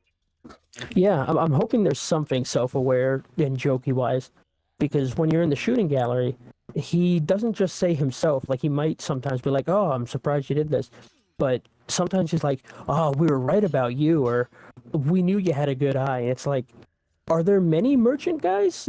Are you a group of dudes instead of one guy? Like, Well, there's I an didn't pick interesting that up lore here. because again, That's true. The dialogue's probably different in I've Japanese. been playing in Japanese. That's to be fair, I am playing the game in Japanese, which is different. Leon has kind of a different tone in Japanese. He's a little more serious. Which, Though not he still has against, some but funny. it feels out There's of still place. some really funny lines. Yeah, I love the cheesiness. It feels funny to me because it's so out of place. It's like government agent, terrifying settings, zombies, and he's cracking one-liners and saying stupid shit. Giant fish almost eats him. There's a cult, and he's still making jokes. He almost got sawed in half by a chainsaw, and he's like, "Oh man, you're a fucking loser." I'll see And he myself just out. leaves. Yeah, There have been some like very simple ones. Like, you have a chance when you kill like random or regular dudes that you'll how do I say this? Like he'll be like out of the way or whatever. I think Oh, is yeah. the English one. But he's like in Japanese. He basically is like, yeah, later. Bye. It's like it's on the like, oh my god, it's so funny. Yeah, and there's definitely stuff like that too. Like sometimes, well, in English, I should say, sometimes you're killing them, and he'll make little cheesy comments, or sometimes he'll sigh and breathe easier when you've killed a certain amount of enemies. Just 'cause it feels like there's less pressure on him. So there's cute little stuff like that.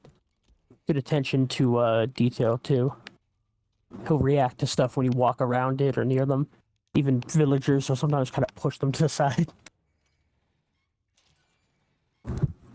I think they did a good job with the flashlight too. It seems like similar to the 2 and 3 remake. He only pulls it out in very dark situations, but if there are enemies nearby, he won't pull it out and he'll stay in the dark because otherwise you'd have to be like, since you have no control over it, you'd have to make the AI not react to the light. And that would destroy the immersion a bit because it would be really stupid if you're blinding them with a flashlight and sneaking. So it feels like they did a good job of trying to keep the gameplay and the immersion close together instead of throwing one out the window for the other.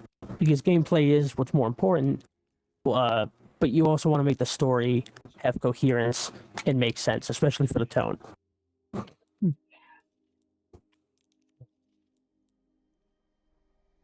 Am I here? Oh, there's a doll up there. Now he's dead. I love It was dolls. a tiny boy. Yeah, he's a little tiny. I'm glad they brought it back. They couldn't do the raccoon for Raccoon City anymore. So they were like, "What do we do now? This is an annoying character you can shoot." They did a good job with that. I'm not gonna. I don't know if I have footage of shooting it, but I did find one in a random spot. I think. Yeah, I've only found 2 myself. They're very well hidden. Yeah, the same with some of the medallions. Yeah. If you buy the Although- treasure map, they show up on the map. I was just gonna say that I don't know if it was only the deluxe edition or whatever, but you start with a treasure map before you meet the merchant the first time That's if you have a deluxe deluxe edition. one. Yeah, and it did have the medals for the farm on that map. Now I instinctively went to a few spots because of the original, and some were there, some were in different spots. And I just happened to look at the map to look at something else, and I noticed that it already had them on there. It seems like, besides the treasures, there's a lot of hidden stuff that they want you to see. But there's also a lot of hidden stuff that they don't tell you about. And I think that's part of the idea is you get these treasure maps, and you think you're finding all the little secrets, but there's still stuff tucked away and hidden that you should look out for. And I think that's a cute way to do that, instead of showing you everything, but also giving players some agency if they're not as good at finding the secrets or they're too busy focusing on staying alive. They know what to look for. Yeah, it is interesting. I know there's been a lot of people complaining about the Ada voice actor change thing. Yeah, it's the same in Japanese, so I don't notice. Oh, I brought it up and you were like, "What are you talking about? I'm in Japanese. What's going on?" It's the same person. I didn't even notice. Yeah. It's probably they just couldn't get the same person back. Or maybe she just wasn't interested in the project. I would hope she would be, just because you Could have been love just to because she's build. busy. Usually, that's what happens.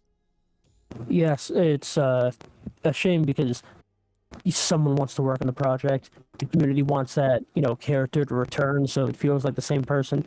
But especially with COVID, sometimes schedules conflict or get pushed, and it's just unfortunately a thing that happens. Yeah, but it's been fine. Yeah, I was definitely worried at first. Oh, go on. I didn't mean to cut you off. I do have to say that the changes they've done to the story so far have been minor and kind of make more sense. Yeah, although there was one that made me sad. In the beginning of the game, so I'm not going to spoil anything past the third chapter. This is something that happens in the first two. In the beginning of the game, just like the original, you jump out of a window on the second floor and look like a crazy person because there's so many things you could do, and jumping headfirst out of a window is not one of them. In the second chapter, when you find the, what's his name? I forget the Big Cheese's name besides the goofy nickname. Just the village leader, we'll say. You find him. Ada comes down from the side, shoots him through a window. In the original, he charges at the window, and she shoots up on her little zipline gun, and he flies out the window trying to tackle her, and it's hilarious, and that's how he exits. In this one, he gets shot in the head, looks at her, and then picks his hat up and leaves. And it's another minor change, but I loved how over the top and silly 4 was, because it had, similar to the original Dead Rising, that tone of taking itself incredibly seriously, but also being goofy as hell, whether it was intentional or not. And it's the same company, so I like to hope that there's a little bit of people working together that accidentally get that fun cheese. Because I think that's one of the biggest things about Resident Evil that I don't want it to lose. It always felt like a B-movie horror, like comedy almost, by being as straight-laced and forward as it could be, and unintentionally being hilarious without realizing it. And that campiness has definitely made this series what it is today. So many memes and jokes and culture have moved forward because of that. Jill Sandwich. Exactly, Jill asshole. Sandwich. Yeah, no, the fact that they made that canon village was hilarious. I love seeing shit like that because anything can be spooky. There's tons of spooky games, but that's the kind of characters that have grown with this franchise for the last 30 years, and I want to see more of that. It's fun instead of just being so focused on being serious all the time. Especially Leon. Poor Leon gets into all the dumb situations. I've actually noticed, like, the way him and Ashley talk is, again, you haven't got that far, and I'm not gonna go too much into it. Mm-hmm. But the way they talk to each other is very different, but in kind of a good way. The original? Okay. I know it won't be there because they're trying to make things quote unquote less sexual, all that. They got rid of the ballistics joke. I want to believe at the end she still jokingly asks him out and shoots her shot, but they already cut so much from the port of the original. I don't know yet because I haven't beaten the game. I don't want to say too much because I'm slightly farther ahead of you. I'm in the castle. Doing castle. Castle. But there's a lot of stuff that was cut in the original still, from the original GameCube release to like the free ports recently on everything. Like Leon asks Hunnigan out, and they cut that. She shoots him down. There were a couple of lines cut. There was a recent Did You Know Gaming, specifically about Resident Evil 4's original one, and some stuff about the remake coming. Hadn't come out yet when they released the video. I think the too old. Are you talking about the Oculus port that removed the ballistics joke? And I don't think you could look up her skirt. They also removed not the ballistics joke, but a couple of the risque jokes a bit. But it was not just on that version. It was on the port that came to the Xbox One, PS5. I mean, Xbox One, PS4, and Switch. Like 2017 or 18. That one removed a bunch of too. There was just content that they kind of swept under the rug. It still had the ballistics joke because the achievement is literally called securing the ballistics. Yeah, the ballistics joke, besides this remake, which stayed for, was always in there. It's more so. Lewis is a different character now. Yeah, which is a shame. I'm not saying it's bad. It's just different. But I did like his character of like kind of sleazeball, but a heart of gold and a good guy deep down. What? But he wasn't a good guy. He was never a good guy. He was a sleazeball. he was a good guy. I don't want to spoil a 20-year-old game, but he did come back when he could have left with what he wanted, specifically to save Leon and Ashley, and it cost him his life. So I want to believe he had changed for the better. He definitely starts as a sleazeball, and then he becomes a sleazeball for Heart of Gold throughout the game. He, you can see some of the changes in both his mannerisms and the way he talks to Leon. It starts kind of like cold and untrusting with you haven't gotten to the part yet with the joke where the joke would have been. No, not yet. That's right before you go to the castle, or at least it was. No, it's not. It's a little. There's a little more space there. So you haven't finished. Yeah. So. I'm on chapter 4 right now. I think it's like chapter 5. It's after you fight you have to fight the lake monster. After you come back is when that happens. In the original, it was like after you did that, then you had to fight through the valleyway. Because in the original, it gave you 2 paths. Yeah, you could do the double chainsaws, or you could do the. You don't get a choice this time. Do you do both, or is one cut off? I'm not going to tell you. Ooh, yeah, I think that's what I'm about to do. It's a little bit different, though. Actually, yeah. It kind of makes more sense. The environments in general too have been like that. I recognize a lot of things, but on the same hand, nothing feels the same. Everything feels distorted a bit. Like even the familiar spots, you're like, oh, this was here, but not quite like this. Like even the windmill on that little right outside of town, that felt way different than before. The beginning felt similar, and it kind of opened up and expanded, and just like the windmill in general, it just felt very different. They changed the layout for some things. Yeah. But I also noticed that when stuff was changed, like in the castle, there's stuff that's a lot different. Oh, I bet. But I wouldn't say it's bad. Yeah, no, and I wouldn't say the stuff that they changed that I've seen already is bad either. It's interesting to me because it feels almost like a mirrored universe where everything feels familiar, but it's off just by a little bit. And I appreciate that because I wouldn't want to play an exact replica, but by seeing the things that are familiar, I can tell what this used to be, and it feels like a mid homage to it instead of just giving me the same thing. And I can appreciate that. It's hard to remake this game. I think it's mostly the same. Everyone loves 4.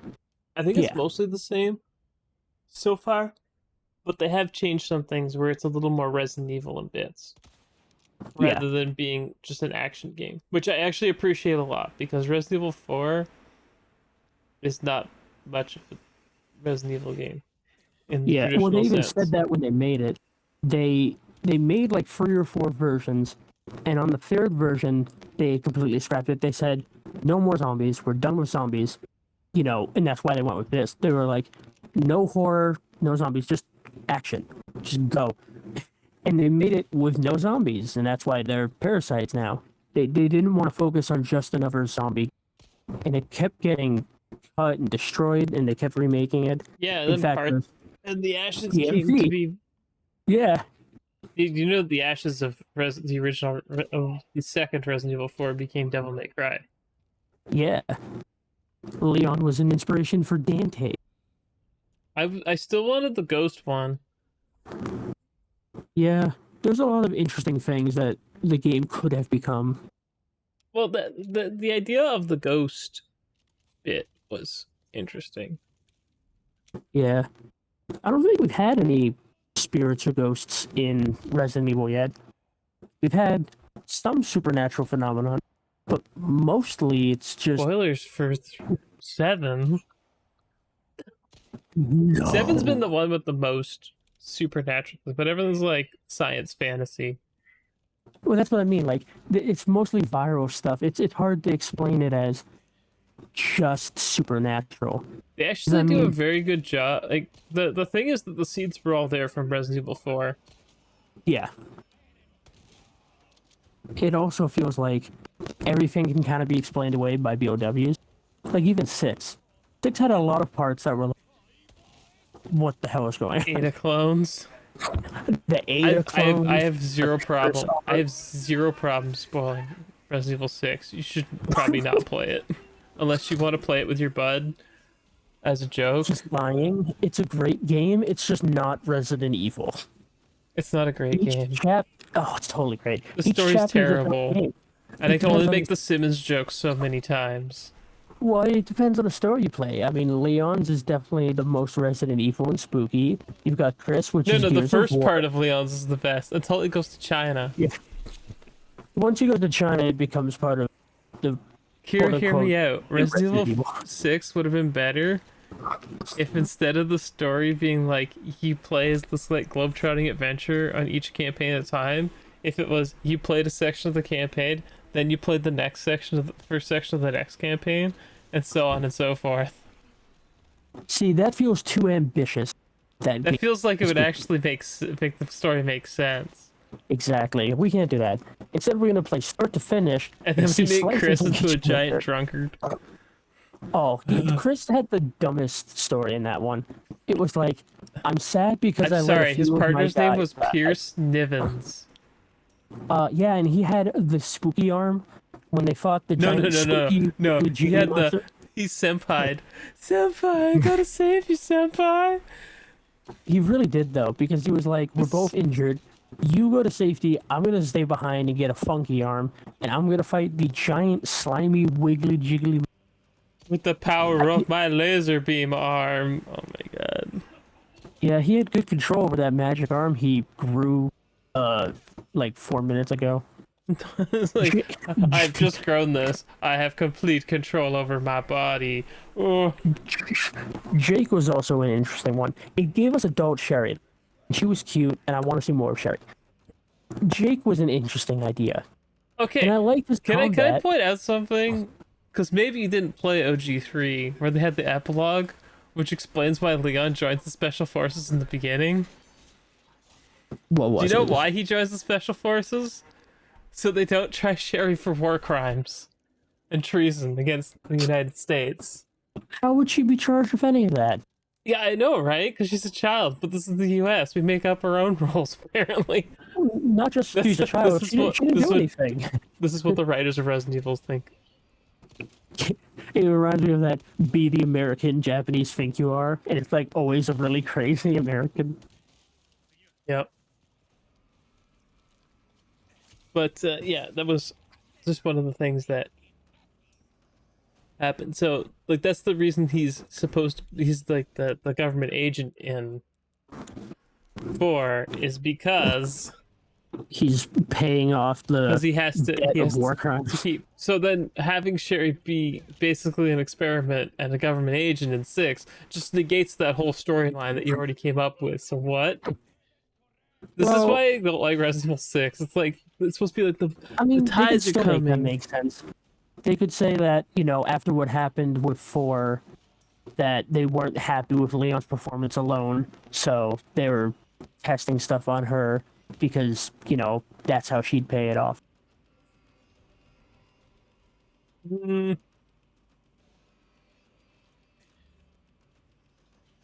I don't know. A lot of the OG canon's gone though. Yeah, well, it's hard to tell what's canon. Yeah, Code Like, Veronica isn't canon. They never mentioned it ever again. yeah, I The mean, only game that mentions it in the new canon is Zero, and they never really mentioned Zero ever again. I still want Zero to get a remake, more than Code Veronica. If you do Zero, you probably mix it with 1. But they already, well, I was gonna say they already remade one, twice, three or four times. But yeah, I wouldn't mind it in this style. Although they're gonna have to name this universe in style because the original one does not connect to this two. And what happened to It the does, original but two? it doesn't. Yeah, The thing, like OG Resident Evil 1 and OG Resident Evil 2 don't really have a lot of ties to connect the two of them together. I will agree. But and now are we talking original one I'm or talking remake one or remake one? HD Because it changes a HD1 little bit each time. HD1 is, I would say, is like, especially the later ports where they took out the tank controls or made the tank controls optional, I should say. Yeah, I appreciated that because as someone that played the original Resident Evil, I was used to tank controls, but I never liked them. They weren't enjoyable. I don't want to be They like I were didn't dumb. like them or whatever. It's just I hadn't played the game in so long that I didn't want to play it with tank controls anymore. Well, that's what I Because mean. my body's just not used to it anymore. Like, I don't have the muscle memory for it. Like, I have Exactly. tried to play Resident Evil 3 on an emulator, and it is very hard. Yeah, because Because you're of the tank basically controls. trying to unlearn all of the years that you've been doing to get the room for muscle memory of something that you're not going to be because nothing else still uses it. I could be honest, man. Trying to play a game on the Switch after using the Elite controller for so long feels like I'm holding something I've never touched before in my life, and I'm just like, Ugh, I have so many things I could and should and would say about the Switch, but I'm tired, boss. I'm tired. I want a Switch 2 or a Switch Pro. It's something. it's not even about the Switch 2 or the Switch Pro for me. It's just about, okay, Resident Evil 4 stuff first, and then we'll get into Switch stuff, because then we can talk about the Tears of the Yeah. Kingdom. Oh yeah, true. So, besides the Dead Zone issue, which I know people like, you've been saying it hasn't bothered you that much. I don't know if it's just because I use the gigantic sticks. If nobody knows, I've got the Elite Series 2, and I bought not a second pack of the official ones, but I found a company that made replacement ones that were almost the exact same. They're slightly less quality in some regards, but good enough. Sadly understandable. Good enough. Well, I don't want to drop 60 or $80 for the whole set with the Exactly. case. Yeah. Yeah. So I've got 2 of the tallest sticks you can have on the controller, which gives you more finite control. So I really notice it when I lose like 15 or what is it? I figured out quick. I think it's like 15 degrees, 20 degrees. About 20 degrees. So it's like you lose about 50% of your stick movement on both sticks. You don't notice it as much on the movement stick because you very rarely in this game move, at a slow pace. Yeah, especially because there's a crouch button, so if you're trying to sneak up, you can still move the stick completely and be in crouch. And crouch, yeah. So you don't notice it as much, but it is there. So, well, I know some people have said it's not much of an issue. I wish they would fix it, or just at least give me the option to set the dead zone myself.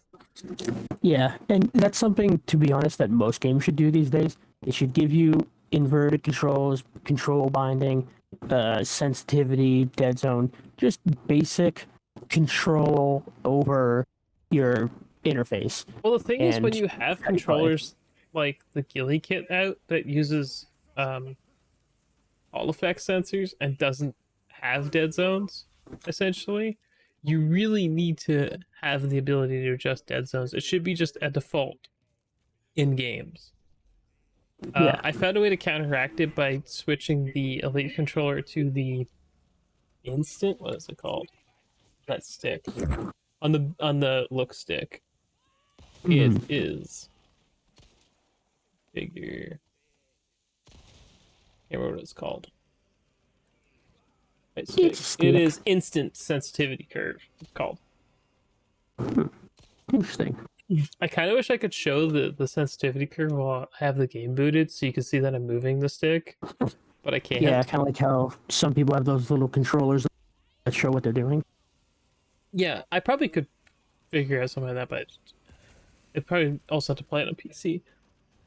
And that's the thing. This issue also happens on PC when you're using an Xbox controller, particularly, which means there's a problem with the way the Xbox controller is coded into all versions. Exactly. Supported. It's not just. It's not a specific one. Yeah, it is one of the issues. It needs to be fixed. It just needs to be fixed. I don't care.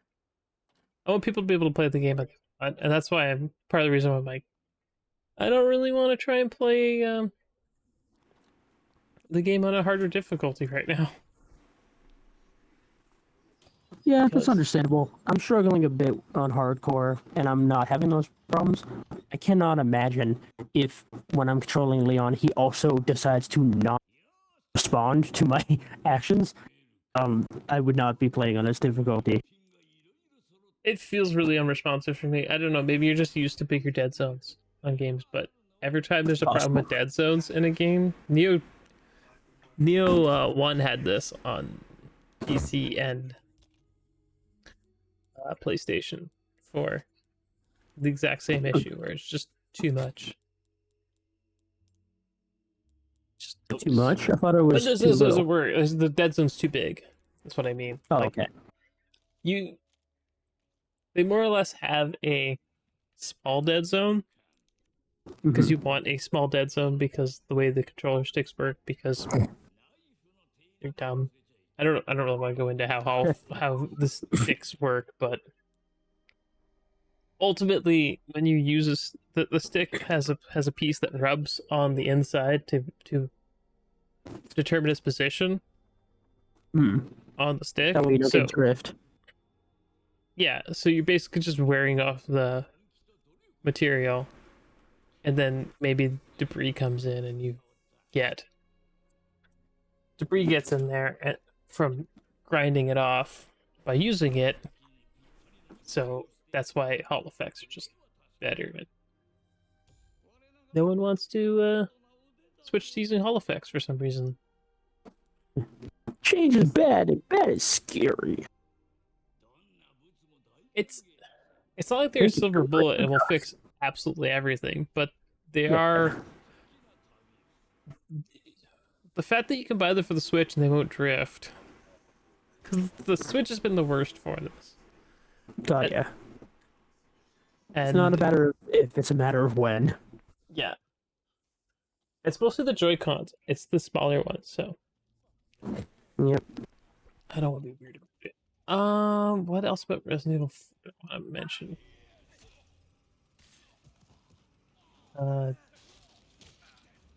Oh, did I mention the tonal thing? A little bit. Yeah, but you didn't really go into it. It's weird, honestly. Like, Leon's not. I wouldn't say Leon's like completely not weird. There was a. Okay, there is a part in the castle where Ashley makes a comment about what are they keeping down there. When you finish whatever they're keeping down there, I recommend take your down there.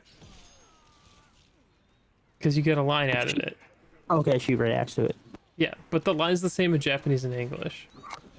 That was... Okay. So it's like a quirky one-liner, and I was like, okay.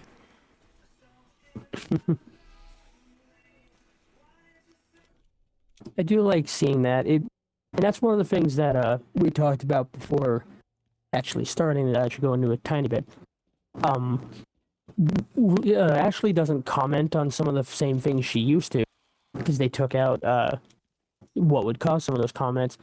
And while I'm not picking sides either way, it does feel disappointing that you lose some of those lines because any of these lines, regardless of being, impactful or characteristics of the character, they add a little bit of flavor text to the world. You get a little more insight on how this character thinks and reacts to things.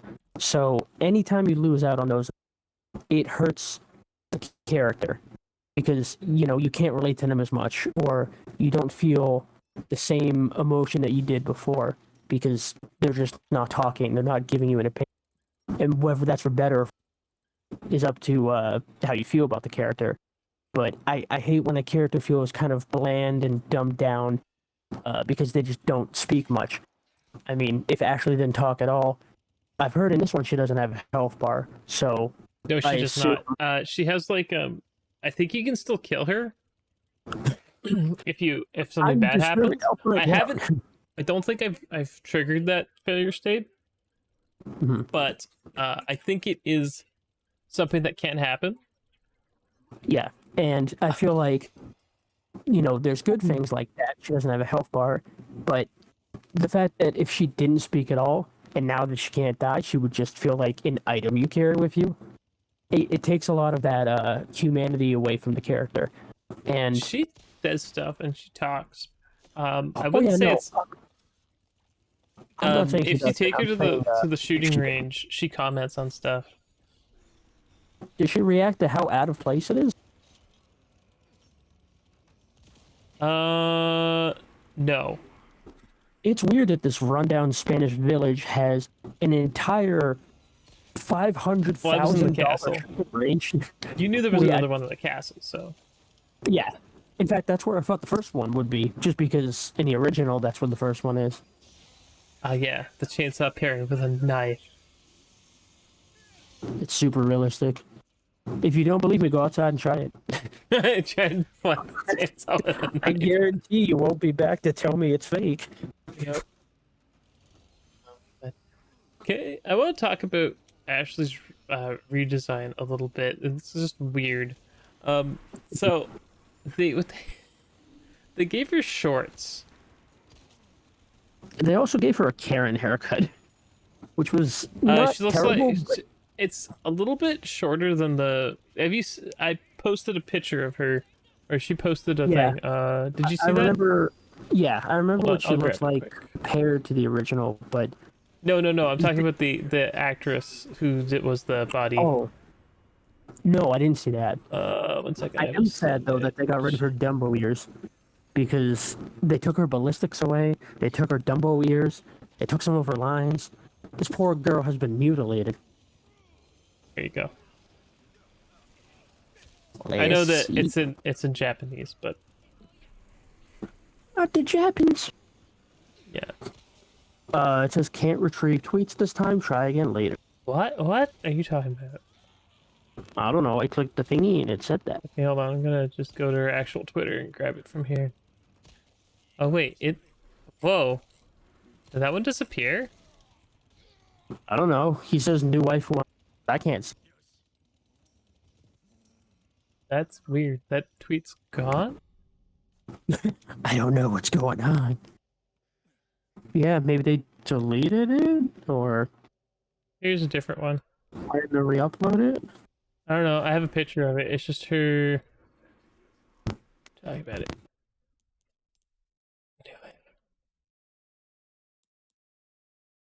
This just was here. There you go. Let's see. Yeah, now it popped up. See, that looks cute because she has shorter hair. I do remember seeing her because I didn't know she was sorry, Susu got me. She is living there, but she's Irish. And I remember joking about that. I was like, the legendary Irish Japanese waifu. Those are rare. I couldn't resist myself on that one. I know what you mean.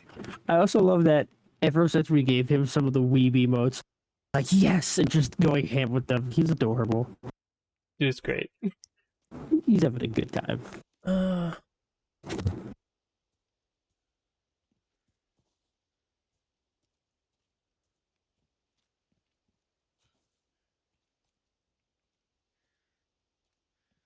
It's yeah, and the Ada voice actress thing. It's weird that we already went into it a bit, but it's weird that no one's really talked about the male side. I've seen stuff about Ashley and Ada. Leon did a great job. I haven't heard anything about Luis and Sadler. I saw him in a cutscene recently where they were like showing flashback, and all I could think of is, who the hell is this? this is not. Who is this sassy his voice. chick? Yeah, where's all the stuff? It just caught me off guard. I was not expecting it. I can't say if it's for better or for worse, but it's definitely not what I would have gone. Well, there with. have been changes, and you usually end up with changes in voice acting and the whatnot because of contract negotiations or the person's not in the biz anymore. Hmm. Oh, that's cute. She's playing for Resident Evil 4 2 and freaking. Oh my god, just her handle is at peachmilky_costs. Ignore the fact that her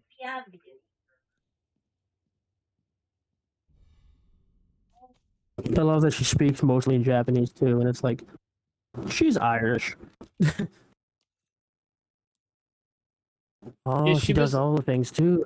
She was she's OnlyFans. just the one that did the mocap because they did the mocap work. Yeah. There you go. Yes, Zuzu. I can't say Oh that. God, he's even a VTuber. I like that he pointed out what I just said out of ignorance. I'm like, yeah. Hold up. Okay, no. You can wait till after. You can wait till after.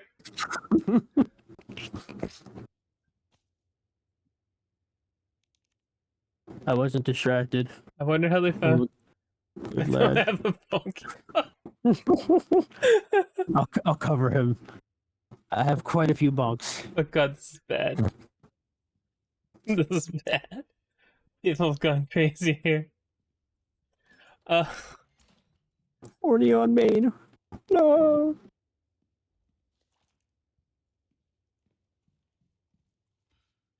Okay, I'll actually put this. I can put this up. Let's screenshot up of her so I can. There you go. I know it's sideways because it won't let me. I don't. Does the Xbox viewer let you I know it's rotate sideways. it? Can I rotate it? I don't know. Maybe I rotated my phone. I hit toggle HDR by accident. Oops! I destroyed the street. Now it's like way dark. Yeah. Can I rotate? You can set it as your background. Oh, he's mad. Oh my god, it's so bad. Anyway, you can kind of see what I was talking about here. Can I zoom in? Is zooming in an option? Well, they're all about accessibility. Apparently, zooming in is not an option. I've been hurt by them. But you can kind of see what I'm talking about. So she's basically wearing shorts. Yeah, it's frustrating because you have the crowd that's like, "Good, don't sexualize her," and then you have the crowd like us that's like, "Bro, it's a skirt. Like people let her wear wear a skirt." skirts. I don't know. It's not sexualizing a character to do that. That's like saying, "Don't wear a dress because it could blow up due to wind." Yeah, updrafts exist. What happens when Leon loses his jacket and he's down to his t-shirt? Is he too hot now? Do we have to put his jacket on? It seems like it's silly at this point. It's not sexualizing a character to wear common clothes that people wear in public. I think people look too hard and too in. The last 3 years, especially, it feels like there's been a focus on it. I don't think It that just seems weird. that the coat or the ascot is bad. I just think it's really weird to have her in a skirt that's really short, but it's actually just shorts. It's just weird. It just looks weird. Well, exactly. You'll see it. You it- can't see it as well in this one, but there's basically just like a piece of fabric that they have wrapped around the front, so it gives the illusion of it being a skirt. And the reason I even noticed was because my girlfriend was watching, and she's like, "Is she wearing shorts?" Maybe. And it was like, yes, she is wearing shorts. Like the boots, the stockings. It looks like something. She's dressed like something you'd expect someone to wear in the Like a fall. business meeting. No, it's in the fall. Dude, she's trendy. It's trendy, but it comes off so much different than the original. Like the original, it felt like this is a young woman. In this one, it almost feels like this is a woman. She was who always in 50s. her 20s. Yeah, but I'm Did you saying in find this one, Oh, you can find it. Wait till you find your phone. I'm sure I'll find goofy stuff. In the original though, she felt like a college student. You know, she felt like a young woman. In this one, her appearance gives off a much older and different character. Like, regardless of what she actually is, the clothing she's wearing comes off as one of those like rich, snobby, kind of kids. She is the Instead of, president's daughter, I want to point yeah, but you've seen the movie My Date with the President's Daughter. Obviously, it's a classic, and she wasn't rude and snotty. Especially because you see the I didn't president a find few her super times. rude in this one, but Yeah, she was a little stuck up always. It's how rude. Um, yeah, she has a little bit less personality in this one. Not like they, ruined her or anything, but I want to find it she because she's doesn't have. supposed to be in her 20s. No, Yeah, in the original one, she was 20. Because in the original cut when she asks Leon out, she says, "I'm already 20." She's like, "I'm an adult. You can treat me like one. We should go to a hotel." And his response is like, "I always get no. the I remember choice." her saying, "How about you and I have a little overtime?" Yes, that's the exact quote. But I was trying not to use the exact quote because it sounds so cheesy when you realize the next game they work on is Dead Rising, and they also have an overtime mode. So it just felt weird to go from that straight to the same thing for the same company. There's actually a lot of close relations between 4 and Dead Rising 1. But I enjoyed that because I enjoyed. They're both from one of my favorite genres. I think. I Oh, think here's Resident the Evil 4 and Dead Rising 1 count as horror games. I Dead think. Rising 1. I don't know. They both involve zombies and spook. Uh, why does the wiki not have her age? She's supposed to be a university student. Yeah, I feel like she was 20 or 21 in, conception. This one, I think she's only, you know, early 20s, mid 20s. I think they changed it. Apparently, it says in 'Cause, the I mean, manual. Hold on, let me grab a copy. If this one's not oh, yeah. good, I'll grab another copy. Oh I my love it god, since you I'm have the opening up a physical. relic of a bygone era right now. Yeah, These things don't exist anymore. I miss them. They used to be so fun. They had flavor text. You used to read it on the way home or getting the game because that was the closest you could get to playing it while you waited. Okay. In the Wii version, it does not say. All right, next. I can find out how many copies of Resident Evil 4 I have.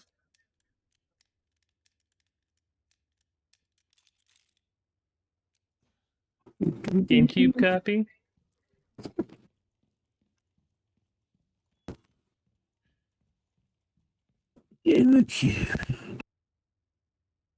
These guys talk about. There's literally no. Is in the Japanese ones? I don't have a Japanese copy of Biohazard It's 4.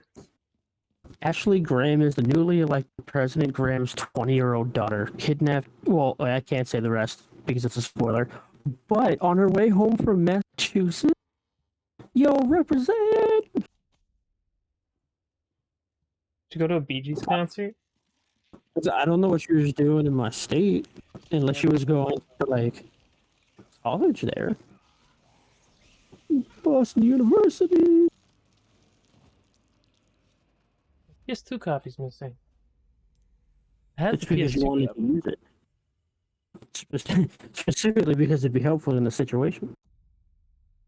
Yeah, let's check the box. Box of games. I've got lots.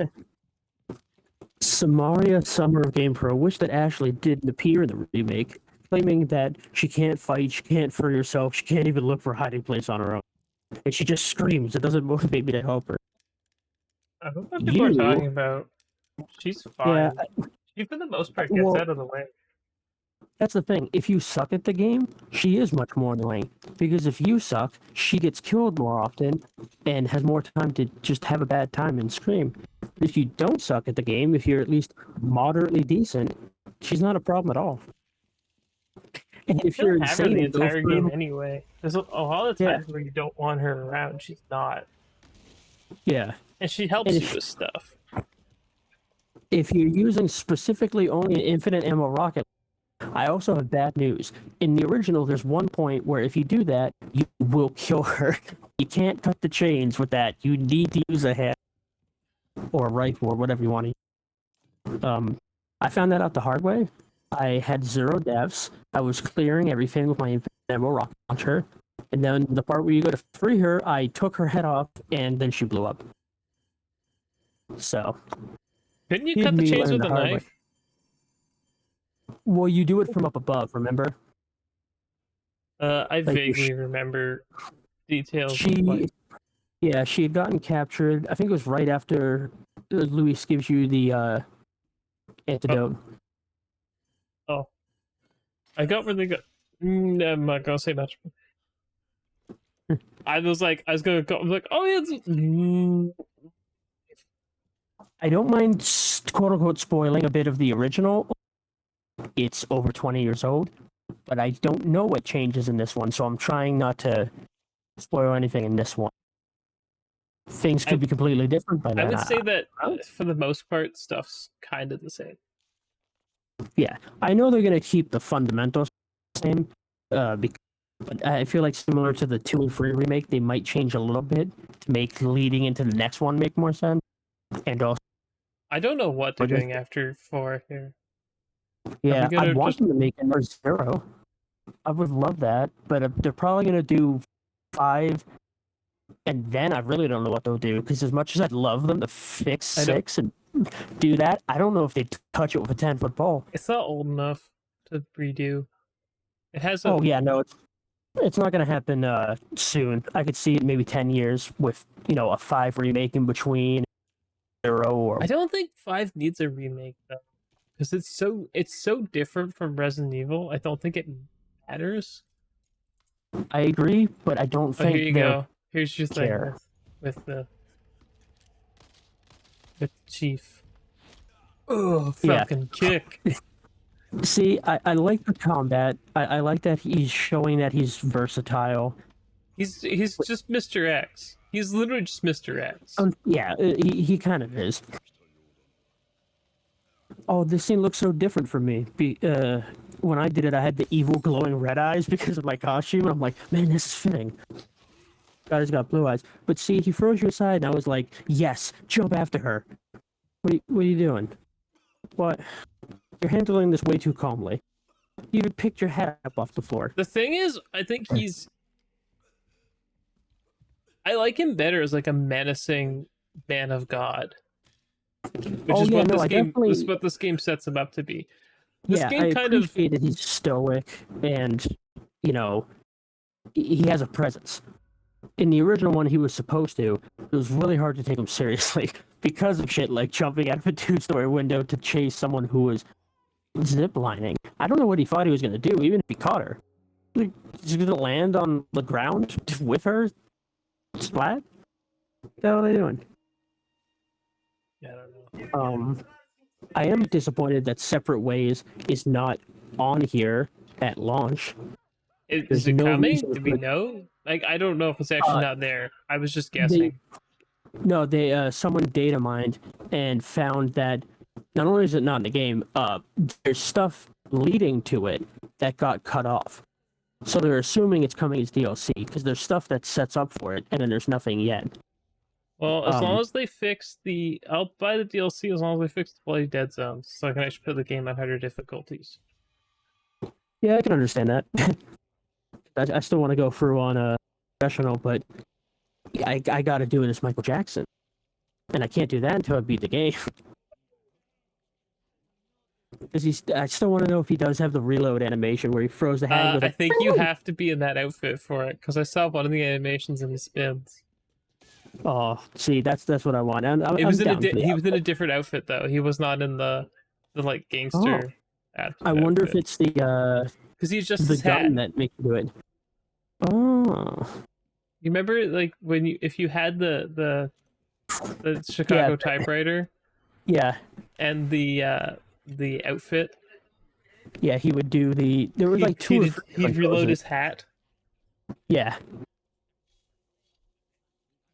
Do you know what I would love for them to bring back? They used to do a lot in the 2000s. Using a finger gun as a gun, and you would like reload it by like putting an empty clip into the bottom of your hand. And you'd be like bang bang. My favorite was when games would actually make that noise, but instead of like an actual bang, it was someone saying like bang, pew. Do they still have? Couldn't you get the Mega Buster in a version of Resident Evil 4? Oh no, Dead Rising was the one that gave you the Mega Man Buster. There was definitely an arm cannon in Resident Evil 4. I remember vividly. I thought 5 gave us an arm cannon. No, I remember Leon having like an arm cannon thing. I don't know if the remake will, only because I think there's only 3 weapons that you get post game, and it looks like one of them is a knife. So, infinite ammo knife. As silly as that sounds, I would love an infinite ammo knife. It disappoints me that you can't do a knife run because of the way the knife. I don't mind it because I get it. If you could counter every attack the way they set it up, it'd be a little unfair. But you should have like a basic shitty knife that can't counter, as your backup. It's a shame. The knife that you can't counter with is your gun. You just use your gun, chump. Well, what if you don't have ammo? Or what if you want to save ammo and not be loud when you want to break a medallion or something? I just stab things. You can't stab if you don't got no knife. Just carry more knives. Oh, did you get the Krauser knife? Is that what it is? The weird. I think so. It's called like ferro knife or something. I didn't look at the data lines or anything, but I figured you'd get when they had a knife with durability, which is funny. I haven't heard anyone complain about it. Of course not. Everyone's complaining about the durability in Zelda still being there. That was shown off today. Yeah. They love to complain about that, but they'll never complain about the Golden Boy.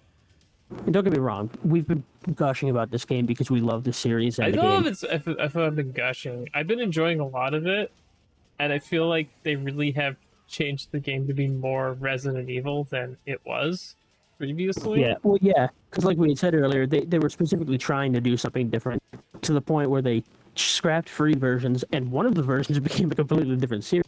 Yeah. So, that's what I mean. Like that's how far you can tell. They really tried to bring it back with the remake, so I'll be interested to see how it wraps up. I'm hoping that Separate Ways does come. Does they have a Mercenaries mode? Doubt that it will. That's also delayed. It's supposed to come the first or second week in April. It's free. I don't know why it's not here at launch. I don't have a reason. I can't imagine that they finished the entire game. Lately is they need more time and they just ship the game. I don't want to be mean and be like, this is Capcom only no, other companies do this too. We'll finish it later. The industry in general. It's frustrating to me that the industry in general does it. I am of the mind that I'm so glad we can fix things later in case bugs happen or you want to update a game. It's a tool. Help. But I hate when it's abused and people just release games unfinished, buggy messes, sometimes not even working. And, their excuse is, well, we can fix it later. This just buys us more time. Do not sell your product if it's not ready. Yeah. and that doesn't I think the always thing work. that The started thing is, this, exactly. I am hoping that with the early April mercenary modes update, they fix the dead zone issue on Xbox controllers. Yeah, that'd be the perfect time to do it when they add that. Just fix The a thing bunch is, of I've stuff. also heard there's issues with the PS5 version and some stuff too. Yeah. But the Well, controls are not the issue. have you seen the PS4 version? The issue is 99% of the game. The PS4 It's, version. It's so weird. This is so weird because this is probably gonna be the last. I'm like 90% sure this is gonna be the last RE Engine game that's gonna be cross-gen, even though oh there's yeah, no Xbox One version of this game at all. which is weird, specifically because they made a PS4 version. Um, the thing is, I don't want to. I don't want to be like this is I used fine sorry the because gameplay when you tried to climb, you tried to kick the ladder and climb down instead. yeah, I it just have happened to to me say at least a I've done couple that times. so many Oh times. wait, this is top tier gaming stress here. Ready? Watch this. Waiting for them to climb up and then kicking it back down. I I was love literally going letting them get da, close. da, da, da, da, da, the whole time I was doing it. I always love letting them get as close as possible because then they take extra damage when they fall, and it's way funnier. Just hearing the ah, and seeing them No, land. I'm just burning out the clock at this point. It's the point. Yeah. I do like that they added the ability to shoot the bell to ring early. I I don't don't know. remember if that's in the original. Can you shoot it? I couldn't shoot it. I couldn't even see it. It's hard to shoot. People recommend using the rifle, which would be New Game Plus, but you can shoot it with a pistol. It's just not an easy Yeah, it shot. started ringing, so I stopped trying to kick him down. But that's basically what I did. Like I've kind of burned out the clock at this point because these I guys are was in the stupid mid- enough to figure this out. I was in the middle of fighting Chainsaw Guy, and he, I was trying to kill him because I was like, I want to get his drop before they leave, and he had turned because he heard the bell, and I shot him in the head, and he did a backflip through the air and landed on the ground. But it was still ringing, so I'm like reloading and can't do anything. And he starts getting up slowly, like, oh my god! And then it just cuts to him walking away with the rest of them. Yes. And I was like, man, I knocked this dude on his ass. It is funny that they just stop like that, though. Mostly because, when you fight them, they can act like this and respond, but they always try to kill you. On this one, he even closes the door behind him. He's like, "No boys allowed." Bye. Does it look okay, the footage? Because I have HDR on this, and I don't think Yeah, I'm it looks recording fine. with HDR. Yeah, I haven't recorded with the HDR capabilities of the capture card. Why didn't they invite me to bingo? And cuts to the guy burning still. He doesn't The guy even make you a comment dead about saved. bingo in Japanese. What does he say in Japanese? It's like, where they all go. I think it was Doko Ikuno? Like, where are they going? Hmm. Ironically, you know how they're all speaking Spanish? Yeah. And He even speaks talking Spanish and shit? Japanese. I don't know if you noticed. Well, that's the thing that was funny. The reason they still speak Spanish is because there's a bunch of memes and phrases that people heard in Japanese or thought they heard, but it was actually Spanish. But they coined some of these phrases thinking it was either English or made-up characterization of these things. And they kept some of the quotes in that didn't make as much sense because they were from the original, and they became such a big phenomenon in Japan. So it's just really cute that they might have even been saying some of these cuss words that the characters are saying in Spanish and just thought it was a made up word, and it became part of the fun charmingness of Resident Evil 4 for the fans. So that's why they I brought a don't lot know of it enough back. Spanish to know exactly what they're saying. I know enough that I've caught things before. Obviously, I didn't when I first played it because I was like 10. But after I learned some Spanish and I played again, I'm like, oh, they're not speaking like made up mumbo jumbo. When I was a kid, I thought they were just communicating with each other and Yeah, using it made makes up me wonder words. about. Oh yeah, this bug. Check out this. What? Why is it all floating? I'm trying to get Microphone's attention because she'd watch off the stream after. Yeah, Leon's just staring It's at like the floating void. there. It's a giant L. the biggest of the house, just floating. I had another bug in the demo where instead of holding the bucket was like on top of his arm. It was funny. Uh, yeah. Okay, let's go into Switch talk for the Xbox people.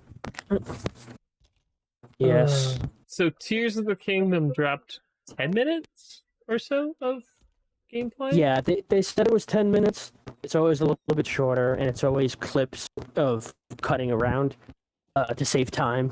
But we did see what the user interface looks like, what some of the gameplay handles like, and a bunch of things were addressed that were actually problems, or not problems, things that they could have worked on in the first one that fans were get resolved. So that was actually kind of nice. What did you like about?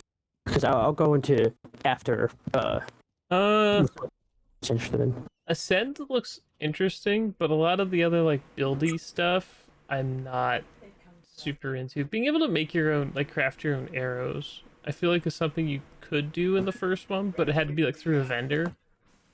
Yeah. Being able to do it without a vendor. I'm also interested in the types you can make. He showed that homing one, and he specifically suggested putting a leaf on, and it did some kind of green animation and looked like wood. I'm not sure if there's more elements you can do or what happens if you mix them.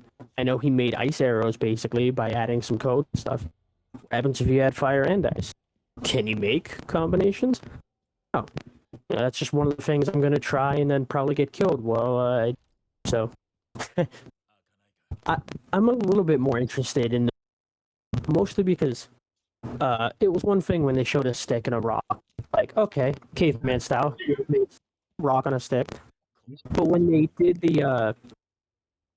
the pitchfork at the end of the long stick to basically make the big stick, it gave me an idea for creating some weird weapons just by fusing weapons together. Like, one of the ones I was interested in is there was this giant battle axe in the original, and if you put like a polearm on that, could you make a huge sweeping battle axe that also pokes? Could you put swords together with the boomerangs to make a giant deadly boomerang? Has the combat changed? Because they've released what's it called? Something of Calamity. Why can't I remember? Legend of Zelda.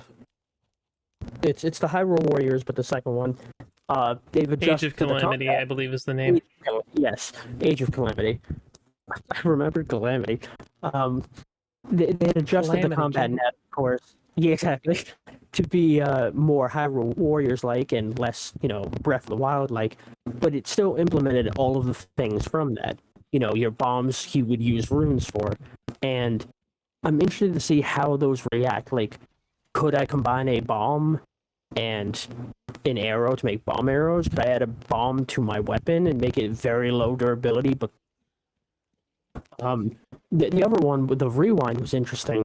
What if you could use rewind on a weapon that's about to hit you and it gets thrown back at the person that throws it? We've already seen that we can apparently ascend to sky islands. With curious as to how the world below is changed and how it'll interact with the top. And Link is a Can I have a new Blinks this Time Sweeper game now? That would be fun. I don't care who makes it. I just want. I will say though, Link is a mad lad. When he got knocked off earlier and was showing him diving to the Sky Island, he jumps off of the rock and dives as if he was jumping into water. This man did that into open air with no parachute. He's insane. But they did a good job emulating a lot of the cutesy little reactions they were trying to do. Like, he was trying to get knocked off, obviously, so he let the enemy show up falling. It's like how you interact with the world. I can't imagine that would not be insanely frustrating if you were actually trying to do something up there. But I'm interested to see if that's something that you can address right away. Rewind something to get right back up. Could you warp back up there? Could you ascend from the ground? Well, with I the don't know. original, I'm just trying to remember because it's been a long time since I played it. You had the stasis ability, so you could put kinetic energy into something and then Yeah, and that was launch it fun. off That into was used space. for all the things. And there was the magnesis, where you could just pick up things, and Yeah, I wonder if that's there been was combined the into. bombs, of course. And what was the last one? There was two more. There was cryo, which let you make little pillars Oh yeah, and the freeze. big the pyramid thing. Yeah, and then there was the camera one, which was used for selfies and cataloging things. Around. Surprisingly fun too. The camera one is less interesting to me, but yeah.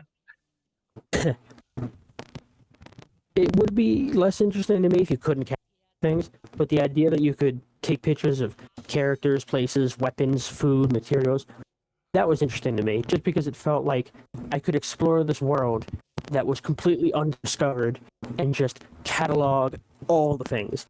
It almost felt like how a kid will fill in a Pokedex with all the Pokemon info. It felt like that, but for the world, like a little bestiary of all the creatures and people and weapons. So it felt interesting. You could cataloging everything in the world. I think the big question on everyone dungeons. What's going on with that? What do we do? They didn't even show shrines or mention those, so I'm No curious. shrines, no dungeons. Yeah, Yeah, That's why when people were like, "Oh yeah, it's Zelda nuts and bolts," I was like, I don't know if they're wrong, because they showed a lot of like you could build stuff, and I'm like, I know people were doing that, but putting a giant gameplay focus on it. I wonder if it's going to be a focus or if it's more like they realized how people were. I don't want to say manipulating, but I think it's like partly that, because if everyone's seen all the stupid Zelda Breath of the Wild things where like a guy made like a flying tank and it's like just going through the earth or whatever. the bomb Like, glitch with a rock, so that way they launch themselves across the map and surf on the rock. yeah, Creating transportation was something that was interesting to me in the Zelda games. Also nice. I noticed you shot the pearl necklace, but made sure to do it not over the dirty thing. Yeah. I was so glad they made a reference to that too, because I went to the first spot and looked. I'm like, "There's nothing here. I can't rescue a necklace." And then I saw a thing spinning. I'm like, "Oh, I can still rescue a necklace." yeah. It's It's like thing. yes. Yeah, it's gonna be interesting to see what Resident Evil 4. Not Resident Evil 4, sorry. Resident Evil 4. Tears of the Kingdom does. Resident Evil of the Kingdom. Tears of the Four. That would be funny too, but I would love putting Link in this exact scenario. He's still Breath of the Wild Link, but in this world. And then it's super realistic Leon. I had the stupid, funny idea when I was playing, and I'm like, I want people to mod Resident Evil 4 so I can play as Tomo and I have to go rescue Carol. And then Misasu can be the one on the comms being like, did you find her yet? Oh, that fluffy bitch.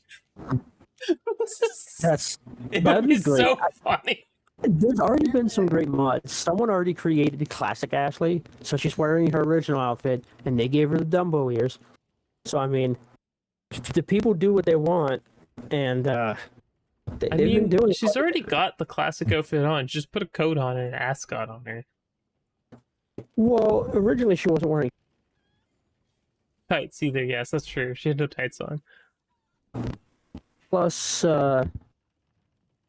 she had the Dumbo ears and ballistics, but mostly Dumbo ears. She still has the. What if I told you she still has the ballistics? They're just covered by the coat.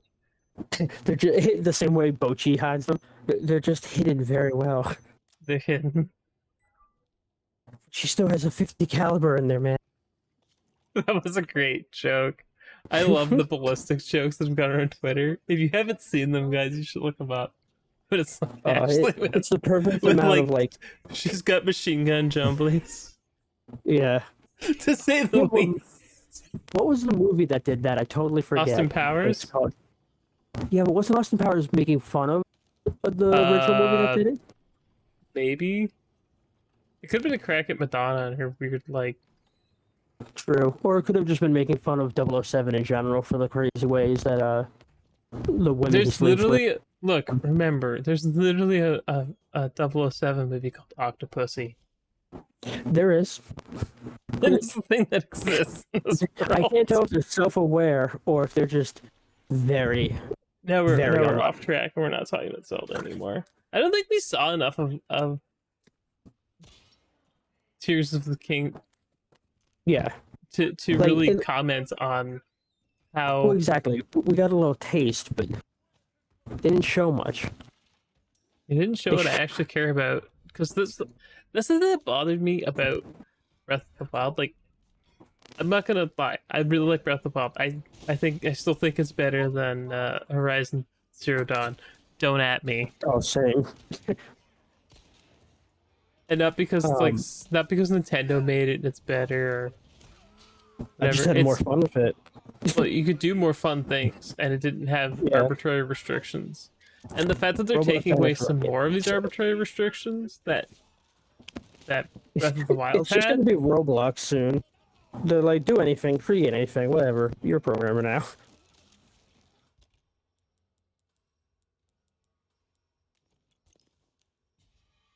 I don't know. It's I'm still like not sold on it. Just like I'm not Yeah. sold on Starfield being the best game of the year. So far, the like I need to see more Starfield before I best anything. We that's saw that true. footage at E3 Summerfest or whatever it was then, like a year ago, and everyone was creaming their jeans, and I'm like, I don't know, that looks kind of stale. And I'm not saying it'll be a bad game. I'm just saying it clearly needed work at the time, and I'm interested to see how it'll look now. The idea is gameplay very was cool. fine. It was fine. It wasn't good. It's what I expected Exactly. from Bethesda, not what I Yeah. expected from like one of Bethesda's subsidiaries.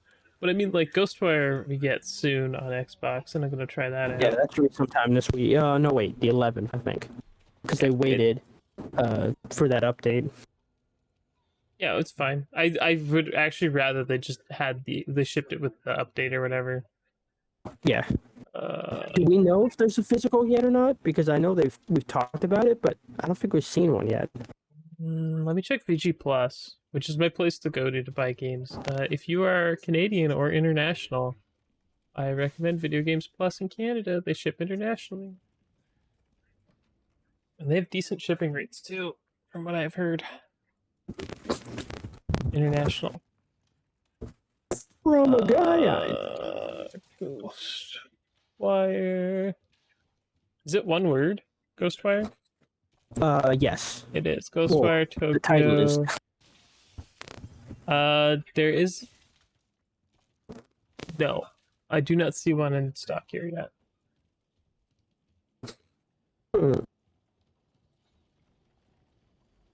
Interesting. But it's like the only ones they have are the old ones. Like the PlayStation one? Yeah. Huh. Yeah, the older I know that's PlayStation gonna ones are the piss- ones on their site. Yeah, it's gonna piss a lot of people off if they don't end up. I know they've lowered the Yeah, restriction recently. Not a fan of these no physicals on stuff. Yeah. I get it. I buy a lot of digital, and digital is most of the sales now, but the physical doesn't exist. Yeah, I don't like it when they don't exist. I'm still hoping that Hi-Fi Rush can get one. Yeah, that'd be great. Because Psychonauts 2 got one. Redfall's gonna have a physical. Oh yeah, that's true. I was thinking, I was like, is it? But they showed off that. Yeah, the box Redfall's for it. got one.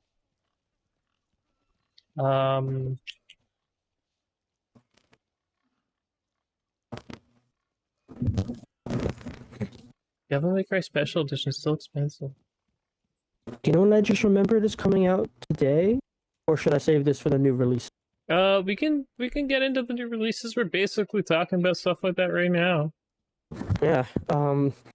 So today, Chef Life came out. Oh, restaurant sim. MLB The Show did. and I think Shifu is supposed to come out today. Sifu, yeah, Sifu on Xbox And I and know, PC. Okay, yeah, that was a big deal in general. Um, I think tomorrow was. Is Metal Hellsinger getting its DLC? The Dream of the Beast thing, I I know. believe. I know it's soon. Soon. Uh, Kingdom Rush Frontiers is tomorrow. I think the Forza 5 DLC is tomorrow. Man, there's so much And Xbox stuff coming up lately. It's nuts.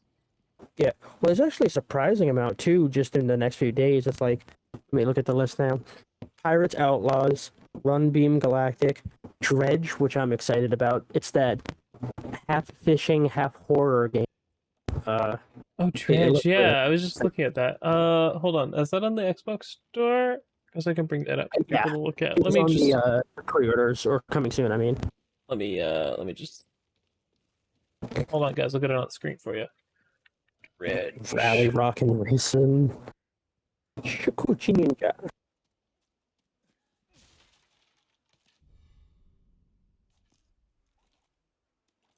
Yeah, there's 11 more games to that too. Oh, it's only Just like between, $30. yeah, it's not a full price. Well, Yeah, it's not not that's not a expensive. full price. It's more like an indie thing. But it Hold looked on, let me interesting. switch. Dredge. Oh, The sorry. trailer itself was quite cool, but the gameplay looks good too. It's E for everyone, spooky. Yeah, Oh, it's a Team 17 game. yeah. We also got Guns and Runs, Infinite Guitars, The Last Worker, Lunark, Saga of Sins, Tales of the Neon Sea, Airy, Calm Mind Free, Blade Assault, Formula Retro Racing World Tour, Rally Rockin' Racing, and Shikuchi Ninja.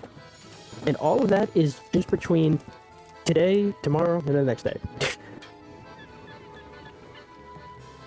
1, 2, 3, 4, 5, 6, 17, 18, 19, 21. 21 titles in a 3-day span. Games have been popping off recently, and there's a lot of stuff. Oh, I should talk about this. I didn't go to PAX personally. My friend did. He got a huge swag bag for me. Tons of good stuff. And a few of my friends that are devs were there, and their game's coming soon. He talked to the guys that did Solvars. Shout out to them. They have a lot of really cool games. I've been looking at stuff. They set me up with some cool stuff from them. Their new game that they're working on is really awesome, and I hope more people play it. They're still running a speedrunning thing from, I think it was the 20th they might have started, until the 31st. Oh, that And was what was that called again? Solvars. Stolvars. Yeah, they're running something right now. It's an hour-long demo you get to play, but I've beaten it in 12 minutes and 55 seconds. That's really fast. But if you play it, you can probably beat it in 20 or 30 minutes on your first try and then get faster from there. Once you do it, it shows you your time, your score, and you can take a screenshot of that and hit them up on their Twitter with that, and you might get a prize. It depends. The best speedruns are going to be getting some prizes, some shout-outs from them. They're also really excited about this game. They have some really cool characters and merch. I got this cute little pin of the I forget her name. It's like Izumi. She's kind of tsundere, and she's a really cool character. They're showing off. They're doing a lot of cool stuff with this game. I don't want to spoil anything, which is why I'm trying not to say certain things. I have the video playing right now for people. Yeah. But yeah, I enjoyed the demo. Look forward to that. And When is that I'm looking out? forward to it in general. I don't know if it has a release date yet. I know they've been talking about it coming soon to Steam, and the demo's on Xbox. But I had a don't listing remember. for the it says June 27th here. Oh, okay. So they're probably shooting for an early summer release. Looks like let me go look. Yeah, they've been updating every day. Some cool info about it. They put some of the original soundtrack up. They are doing little character introductions now and then, showing off some of the really cool pixel art. The gameplay itself is really nice, but the story seems really interesting too. Don't know how to explain it, mostly because there's so much going on that you don't know about yet. You're kind of thrown in, not at the first chapter, but enough going on that you're supposed to already understand. You'll pick up a few characters in your party. You'll run around in this interesting, it's kind of like a deck battle where the equipment you have gives you different abilities, and you can stack the abilities together to combine them to make new powers. So it's about tying weaknesses together. You're given one move on your turn, and if you use what the opponent is weak to, next turn you'll get 2 moves. Then you can stack it again to get to 3.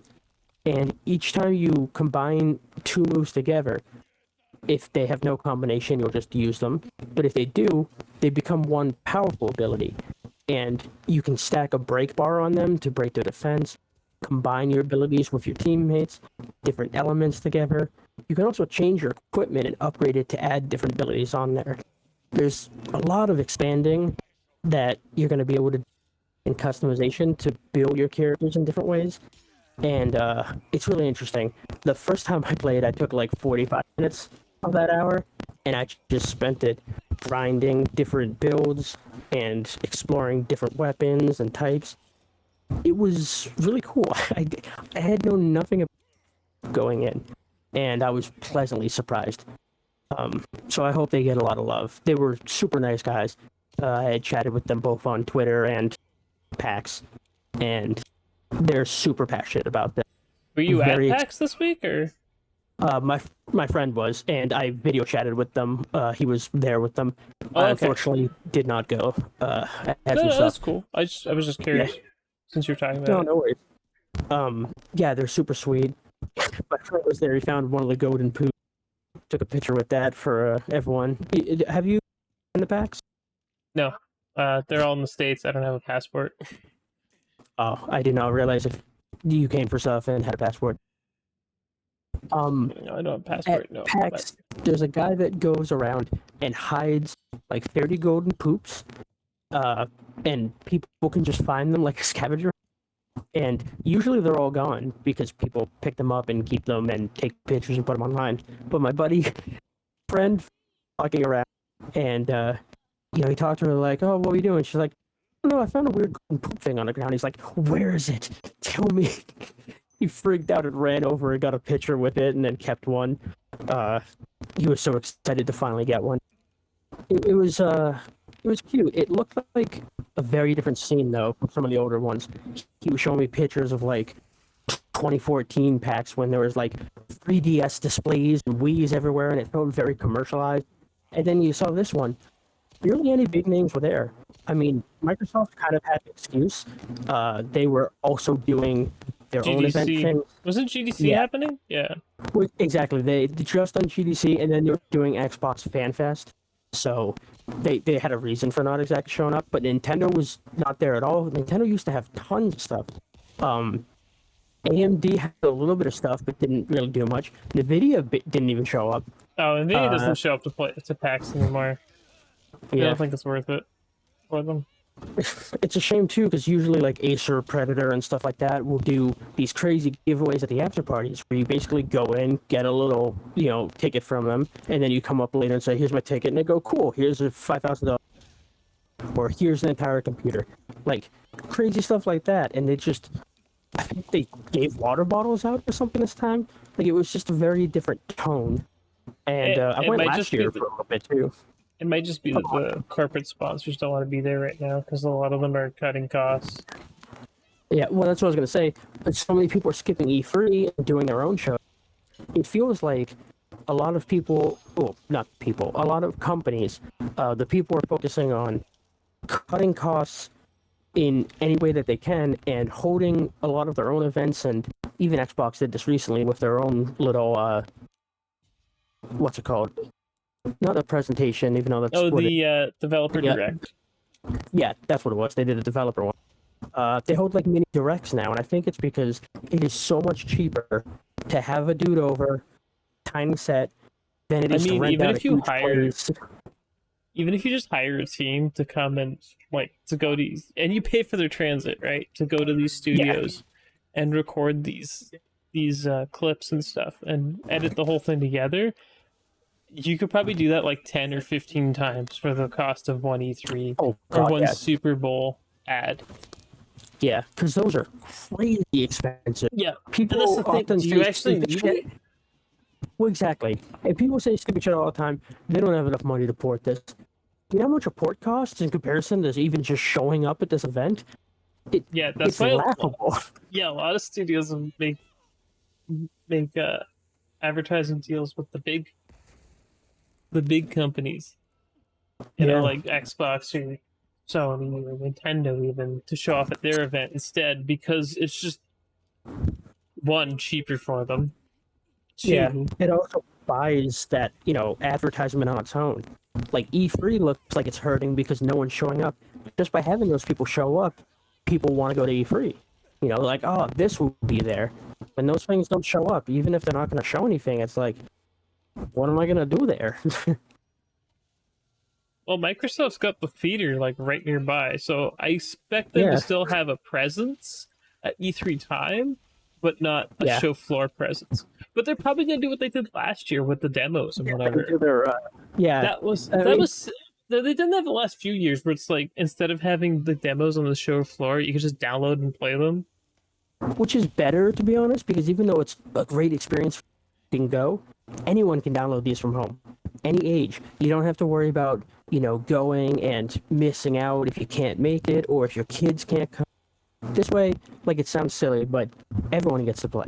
Everyone gets a chance to experience, and that's huge for small ones that either just barely had the budget to make this, or just like at PAX, it's a labor of love from the people working on it. They need something like this because they're not going to get the Super Bowl ads. They're not going to get the crazy promotion of the Persona 5 level of promotion that Xbox did around the world. These tiny games aren't going to get a fraction of that. And they need anyone to play that they can. Stovars is a good example. Had this PAX not happened, I might not have been introduced to the game, and that would have sucked. It's a great game. And a lot of these games, they don't have the chance. They're all fighting like advertisements to be the one game you remember at an event like this. And it's a shame. It's good to see ID Xbox doing stuff like the demos and just putting these games out there for to see. They need to do more, but it's good to see that someone's. I would love to see more inclusion of all types of for every genre. And 4K MATLAB, he's always pushing a specific game. Look, I'll Galgun never is understand. look, Yeah, look. They need to get their heads out of their butts. They're not the moral police. ID at Xbox does great work bringing some games exposure, but just let the other games exist. You don't have to like them. We're not saying that because exactly, you let the game on the platform, you condone whatever happens in it. exactly. And they have to understand that the consumer has total control over their actions. If you put that on your platform, nobody can complain that it exists. If they want to buy it, they will. If they don't want to buy it, they won't. People will complain because we're a civilization of idiots right now, complain about everything. But does anyone have a right to tell you can't enjoy this? No. In fact, it's on the family-friendly platform. It's on the PC. It's on everything. Why not Yeah, here? What's holding it back? that's what Do I they like. not The want our thing money? is, like, I get it, and this it goes back to the Resident Evil thing with Exactly. Ashley's outfit.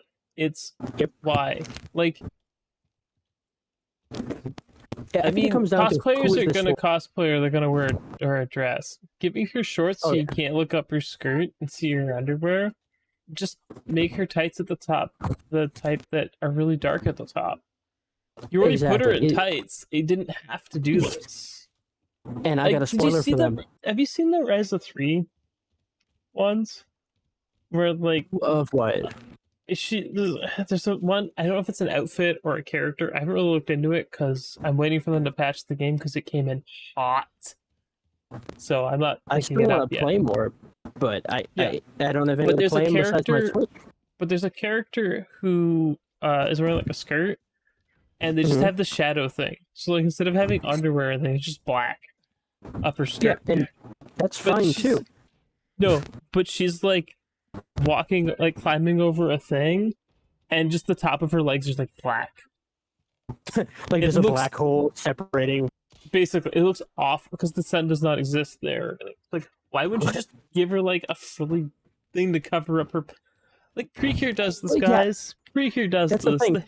Yeah, you don't have to make something loose or go in the opposite direction and make something incredibly crazy to cover it up. You might be surprised.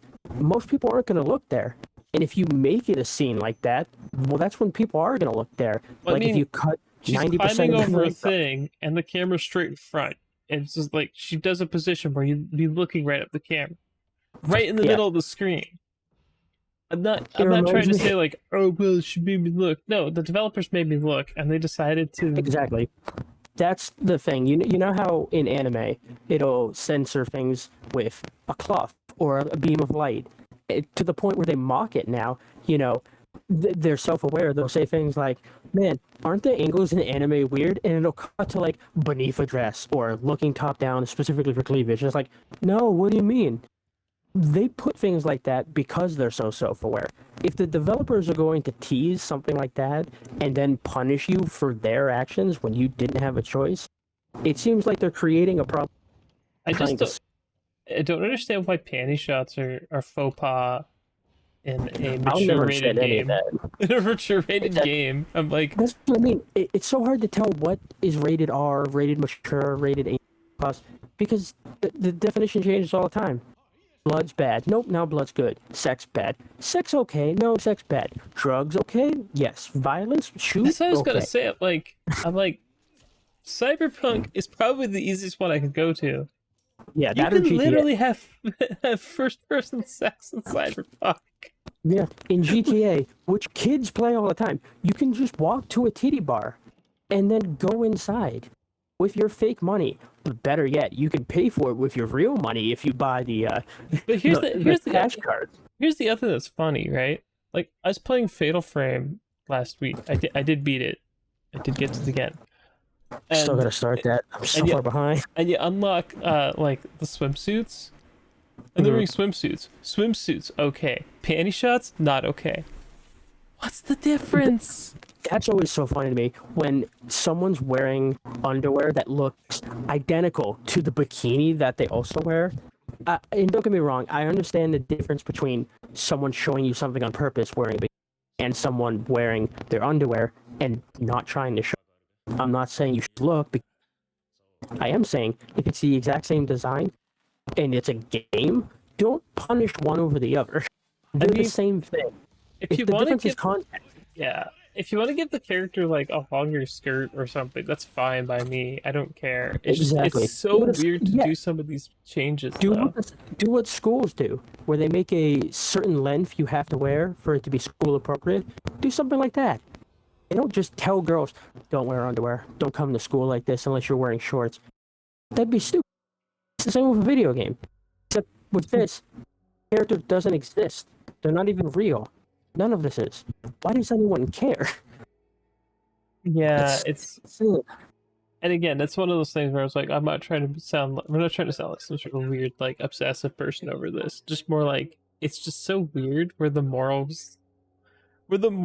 high ground starts and where the moral high ground ends. It's like Exactly. It's not even the fact that what it is, it's what it stands for. Where do we stop, censoring things to the point where it starts ruining all games? Where do we take a stand to say, stop making changes because it's actually affecting gameplay or the story now? At this point, it's not. It's frustrating, but it's not effective. However, well, it's a now that slippery Gus slope. is saying stuff like, well, we're going to focus less on fan service. Yeah. Then why do you make like the thing is you're talking about niche series in general. Niche Yep. series lived or died on their fan service for the longest time. Are you gonna stop having Ryza when you go up to a barrel say Taro? Is that what you're gonna do? Because And that's that's the like the thing too. biggest Altair fan service. And the thing is, there's gonna be a bunch of people that have no idea what the hell I'm talking about. But if you've played Yeah, any of them, you know exactly what I'm talking about. It's and been a that's joke also since a the problem. beginning. Fan service does not equate to boobs or sexual things. Fan service means what it is. Fan service. It can be those things, but appealing to the fans, whether it's jokes, whether it's, outfits that are mocking or teasing something that they've done, catchphrases, there's totally so many ways that you can have fun fan service that adds to a story. It doesn't subtract or pander to anything. I think people mix up fan service with sexual content because they're not the same thing, and you're depriving a lot of people of the fun fan service that they appreciate and like from a game. Neptunia games are a great example.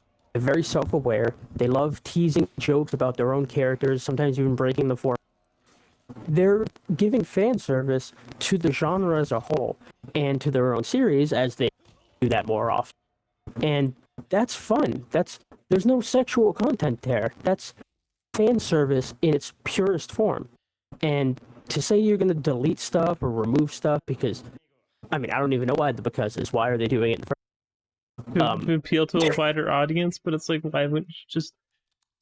The thing is, If you're not it yeah, it, go it on. strikes me so odd when it's like we're trying to appeal to a wider audience. Then why don't you, like, I don't know, put your games on more platforms? Like, you did that once Exactly. when you put your games on PC, but you didn't put them on It, Xbox, despite yeah, the fact that you have DLC for your Gust that games drives me insane. on like You can buy the compile microtransactions, just not the game.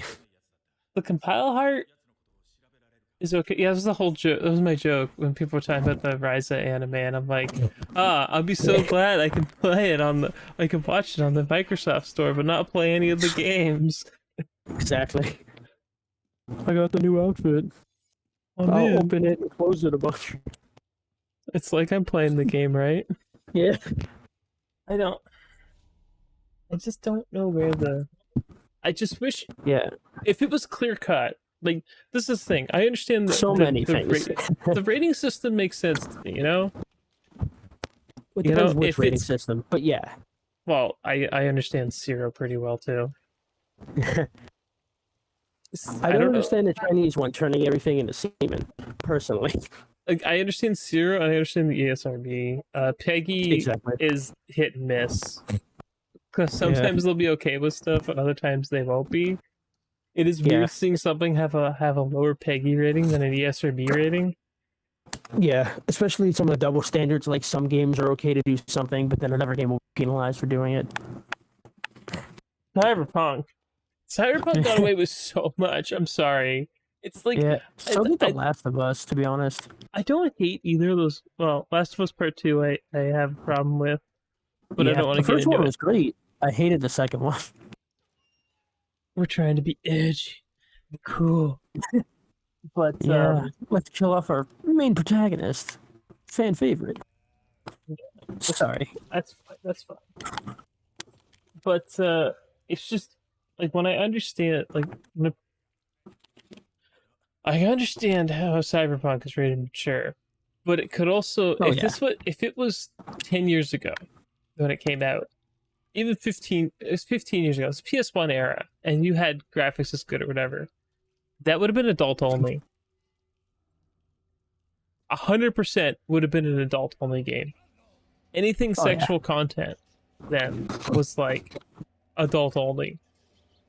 And that genre, that rating doesn't even exist anymore. It Basically, if does. an I think it adult does only game exist, is but coming out, yeah, you can't sell it in most retailers, which yeah, you'd think would be less of a problem than ever because physical is so small now. but you can't even have games that are adult only rated. The SGP won't even doesn't even seem to give it out. It's like Yeah. mature is what you get. I don't know. I don't know. It's just so weird. It's like it's okay for it's okay for Cyberpunk to have sex and GTA also to have sex and Yeah, the killing warm random coffee. civilians, but Postal's a step too far. You can't just shoot random people. That's not allowed. Yeah, not like in What? GTA where you mow people down or drive over them. Well, you can do that in Postal too, but I Oh mean, no, I'm just Postal also saying has a button to the like exact piss on comparison. people, so Yeah, like it's also got a middle finger button, but you also have that in GTA. So where's the line? I don't know. I don't know, and that's my problem with a lot of the like ID at Xbox in particular. It's like, Yeah, where with Chara, the the thing is, homie Chara. they've done good work, but at the same time, Yeah, one step forward, three steps back is what it feels like. Because they yeah, definitely go forward. it's time to just let. Not. I'm not talking about straight up porn games. I'm not talking about those Oh, of course weird. not. Yeah, I'm not talking about the Vampire Survivor porn game that exists. which is tragic because people were going to play that instead of Vampire Survivor, which is a great game. Play Vampire Survivors. It is pretty Where good. was I? Where am I? I'm actually annoyed. I rearranged my desk and I have a vertical monitor now. You can't play Vampire Survivors in Tate mode. How come? 0 Is out it of just 10. program? It's not programmed for it. 0 out of 10. Oh, Needs Tate mode. Because like that'd be hilarious. Like put Vampire Survivor on it. I guess I could put like one of the old uh shooters for it. But I don't know. More or less, I just want. I'd like to know why games aren't allowed. It's just weird to me that Galgun is a step too far. It's that's the thing. I know people who would would never play a game like it, but it's like it's just a stupid parody rail shooter. Like yeah. all you do is shoot girls so they don't confess their love to you, and they make suggestive noises. I don't know what the problem is. Yeah. I really I mean, don't. have you ever talked on the phone as a teenager with another teenager? I guarantee they made moaning in the background as teased to make fun of you. Or the That was kids being kids. or like people who call the sex line. Yeah. Frank Sex line, the talk. pizza place with the sex line. It's the sex talk. You're a one-stop. It's like, oh my god, it's basically the same For thing. only $38 a minute, I'll talk to a boring person like you. Like, what was it? Was it Lethal Weapon? I can't remember what movie it is, but there's a movie where they're like in a sex line place, and there's like this old lady talking on the phone, and she's like, "I haven't a stitch on," and I'm like, Oh god, It there were a was bunch so of movies fun. that did great, mockeries of that stuff. I miss seeing them. Probably so. Yeah, it is a little weird. Like, come on, this stuff exists. Let's grow up and let stuff exist. If it means Yeah. that I'd be much better with if they're like, well, we need to have better adult controls then. Well, that's on you. Xbox is a platform. That's Yeah, on exactly. you. It's not on the consumer. Yeah. Have it opt in. You have to opt in for the stuff. That's what Steam does. Exactly. By default, you are opted out of all sexual content, and Yep. you have to decide to click that slider. So if you start, Which you is see someone perfectly complaining about it, normal. yeah, you see people complaining about a sex game on Steam, they had to opt in to see it. Exactly. So they're either there because they want to be, to get the product, or they're there because they specifically want. I usually just like to laugh at them. Oh yeah. You stupid.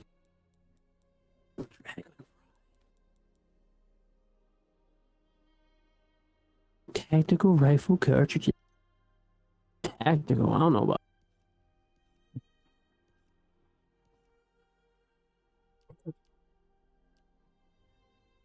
Oh my So god. what have you been playing? Besides Resident Evil 4, I played a bit of Yeah. Bug Snacks actually for something Oh. different because I was waiting What for the- Oh, go on. Sorry. my delivery notice to say it was delivered. It didn't say it was delivered till Oh, today. right. just so you know. And I went out on a whim because I was like, because usually, okay, I need to explain why I thought that it was there when it wasn't. When it wasn't there, when the delivery said it wasn't there, because usually when you order from VG Plus, they give you a, if you order a certain amount, the shipping is guaranteed in box. So it comes in a box wrapped in paper, Okay. and it's like really nice. This time, because I had to split this one off because of Loop 8 getting delayed, because I ordered it with Loop 8 Collector's Edition. It got sent in just an envelope, like a padded envelope, which is fine. Oh. So I went out there and I'm like, it's there, and I'm like, all right, cool. But yeah, I guess someone just didn't scan it to say it was delivered. So I don't know how long it was sitting there, and I'm just like, this is about the time when the mail comes. I'm gonna go check. I don't think it's there, and then it was there. I'm like, yes. Huh. Well, it's good thing it didn't get stolen. Well, we have a communal mailbox with the key, you know. Mm-hmm. So even though it's not an apartment, because this was a cost-saving measure, I don't understand how not having like mail to the door and having mailboxes is less money. Whatever. I'm sure it's like it's probably a little less time, but whatever. But yeah, so while I was waiting for that to go through, I decided to boot up Bug Snacks because I'm like, oh, I need to get an Xbox achievement for the Game Pass quest. Oh yeah, I remember that. And Phantom was not happy about the player. it wasn't? Phantom King in the group chat. Phantom. Okay. Apparently, they've been putting a few of the quests rather than fixing the glitch that was happening, just locked behind Game Pass. And while sure, 80 or 90 who have Xbox probably have Game Pass, for the people that don't, it's kind of not cool to have some of the Microsoft rewards locked behind. Oh, Phantom isn't Game Pass. That's the thing. Like, was he I was taking a break until Starfield came out. Yeah. back on I can't remember who said that, but someone was like, I made the rough decision to focus on what I've got. And that's fair. I think that's more than fair. It's totally understandable. I mean, I should probably do that for some. I have hundreds of games in my backlog. I can't help it. I like video games. There's more video games. Just gotta play them. Oh, I also picked up. It was on sale or something. I don't know. Or we were talking about. I was talking about someone, and I made a reference to Altered Beast, so I picked up Altered Beast for the 360. That's a great game. It is a great game. It was weird playing it though because it's the arcade version and not the Genesis version I was used to as a kid. So it was the same but different. Yeah. Still good. Even though I somehow beat the boss at the end without getting the last transformation because I really sucked on it at last level because the stupid guys get so much harder on the arcade version. So much harder on the last level. I mean, I feel like back in the day, the only reason arcade games were designed was to pinch all of the quarters out of kids. So they had to be hard. So you keep pumping more quarters in. Oh yeah, and Bug Snacks. I was trying to talk about Bug Snacks, but I got distracted by Altered Beast. Bug Snacks is a very weird game. Yeah, I played the first hour, and not that it didn't catch my eye, but I wasn't sure what the point was. I only caught one thing, and I had silly arms, chased cheeseburgers. I couldn't really tell what was going on. I don't hate the game. I don't think that's. I think it's fine for what it is. It's something silly, something different. It's not taking itself too serious. It's by the guys that made Octodad. Yeah, it's not as good as Octodad in my opinion, though. Yeah, I was gonna say it's. I loved Octodad, and it was goofy and just the right way, but it also knew how to tell a heartwarming story. Yeah, I felt Bug Snacks was more and not in a bad way, just its own thing. Just goofy for the sake of goofy. I'm growing ketchup. Like the Gotta farmer catch the dude. burgers. You get the ketchup. I got the birds, If you, the bird bugs, or whatever. And it's like they're strange. Them like. Don't get me wrong. The characters are probably what keeps people playing, and I think it's fun. yeah. And it is very interesting. If you don't get me free strawberry, I'll die. Please get them for me. I need the strawberries. I'll starve to death. I'm not very good at catching things. I need my legs to become strawberries. You don't even know. Oh, God. Feels so good. I can't get off without it. What was that? I said strawberries.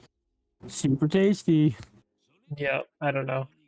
They're really tasty. It's like, okay, but people's limbs change? I don't... I was gonna say, okay, but your arm's going to morph and become a strawberry, and if you touch the ground, it'll get mushy.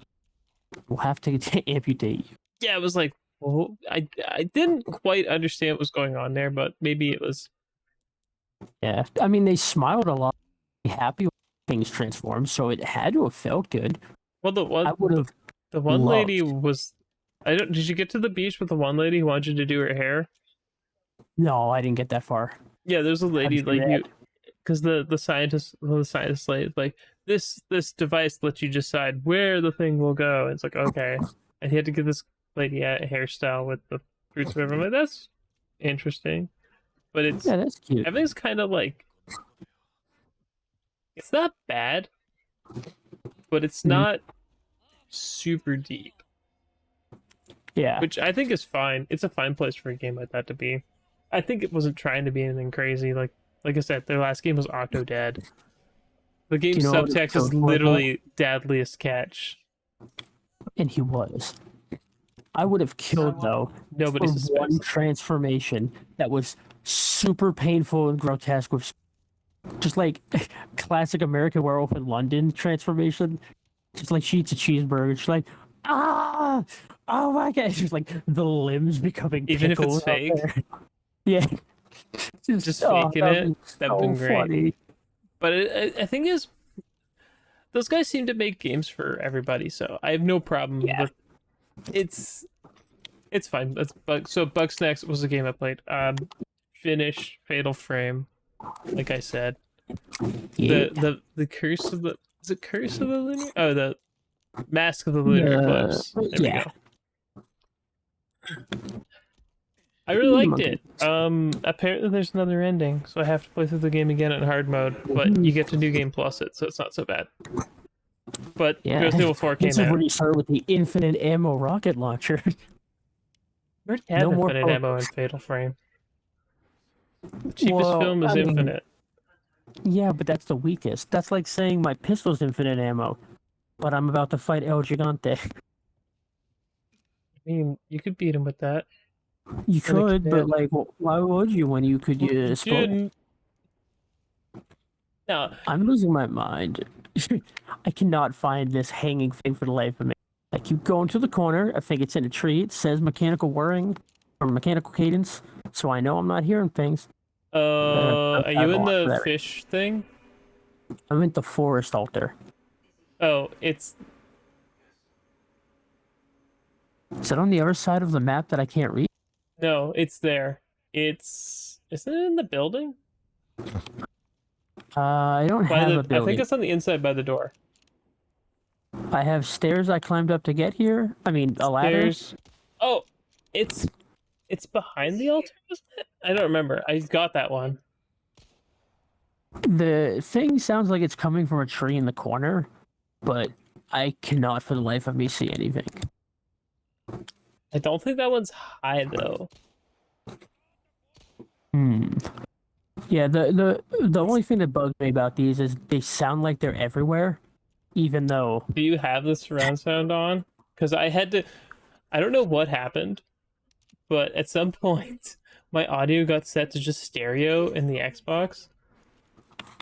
So I'm like trying to play it in surround and it's like, nah. I have it set to headphones.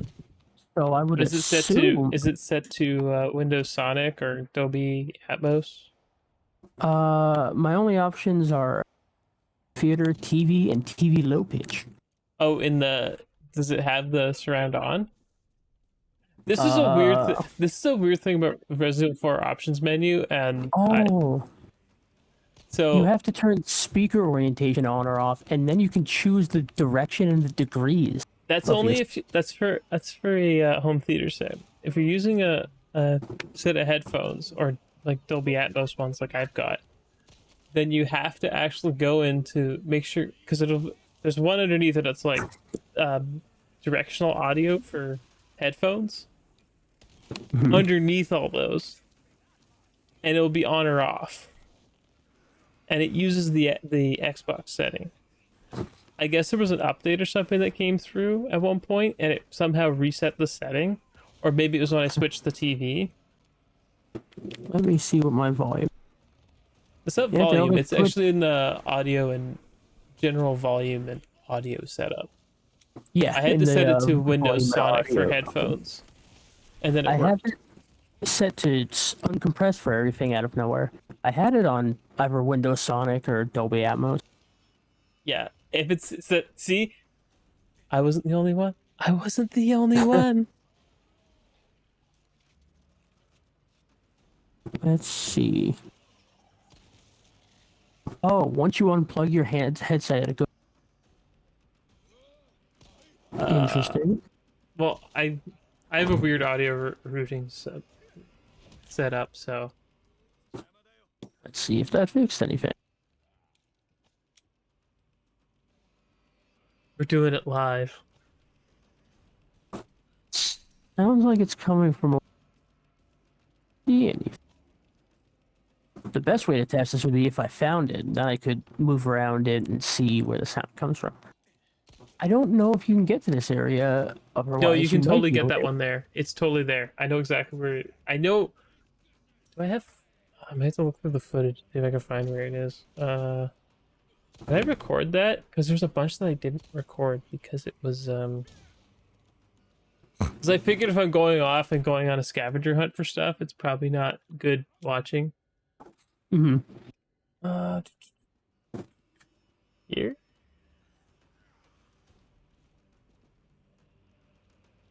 Like, I get So that it's not an easy spot. I'm in the dark, and it's raining, and it's definitely hanging on a tree. And they're silver or gold, so they kind of. is that after you? It was after the fish. I've just been going around in my boat. So I went back to the Oh wait, hold on. Oh wait, I was lakeside too early. It settlement. was too early.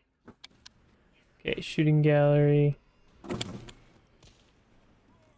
Yes, I have all this footage. I don't want to like skim through it because it'll be spoilers for people. It's funny, while looking at what's happening with you now, that gave me frustration. And it was only because of the dynamite guys. They have insane range on hardcore. Oh, that guy tried to give you a hug. Yeah. Okay, there's this one. Headshot.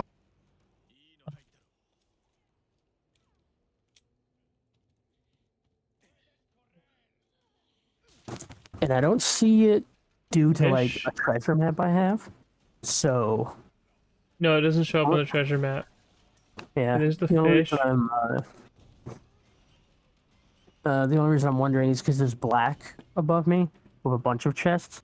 So there's definitely something up there, but I don't know what. So I can't tell if it's coming from there, if I'm insane, Uh, hold or on. both. Hold on. I'm gonna. Can you see the streams if I put a stream up here? Where am I looking on Twitch? On not on Twitch. On I guess Twitch. Because I think I found the one you're talking about. I hope so, because this is the only one of the. Like I've struggled for a minute or two looking around before, but I found all of them. This is the only one I've been like completely lost with. I think this is the one. Wait, no? Is this the one? This is the forest altar, yeah. Yeah, I have footage of it. If you can't see, I gotta put it up on stream. Sounds good. Hold on. Like usually, I'll look for places where and because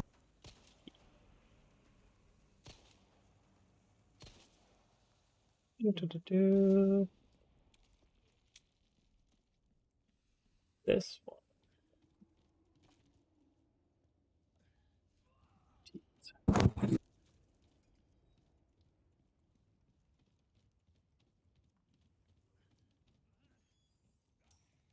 Reagan's like, Leon, did you find the person water? And I spent 4 hours looking for this tiny thing. I can't. I gotta do it. Doop, doop, doop. What the junk? This one, right? Shut the end.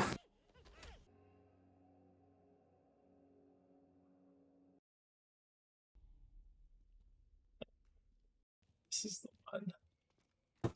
It is. I definitely don't remember it in the. There definitely wasn't what looked like an American girl. America. I think this is the right one. Oh, yeah, I still gotta find that hexagon C or what. I found the. Oh, it's out and around. Yeah, I'm sure I'll come across it.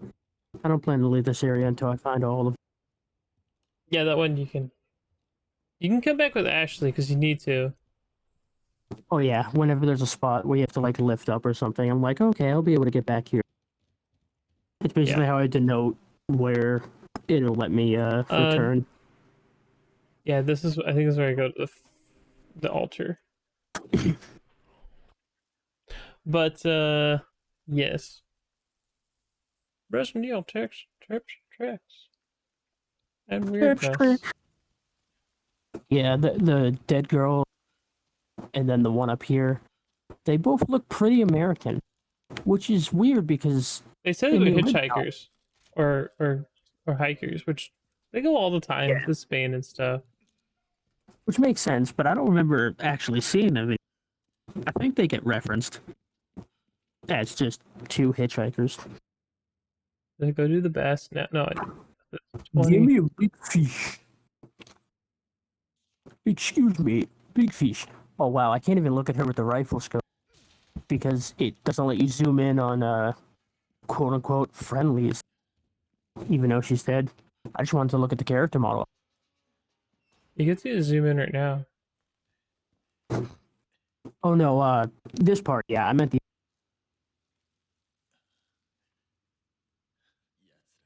I definitely expected it to like snap at you. Yeah, or something. No. Yeah, so, like an eyeball fall. Yeah, Something but to catch you'll see in a second.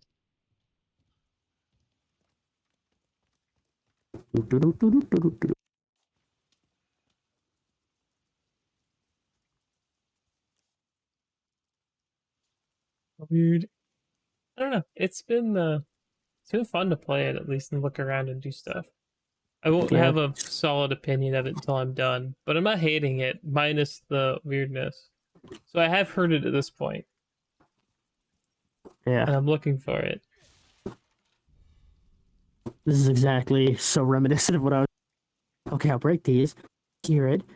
And I hear it like right in the corner where you're walking to. And I'm like, there. You see it? You'll see it in a second. It's like I'm looking. It's just like it's only a little bit longer and I find it. There it is. You even reach it? Oh, sorry, I didn't mean to do that. Boop. Oh, God. It just stopped. Oh my god, hold on. It's being dumb. Oh, it was a doll? Yeah, it's.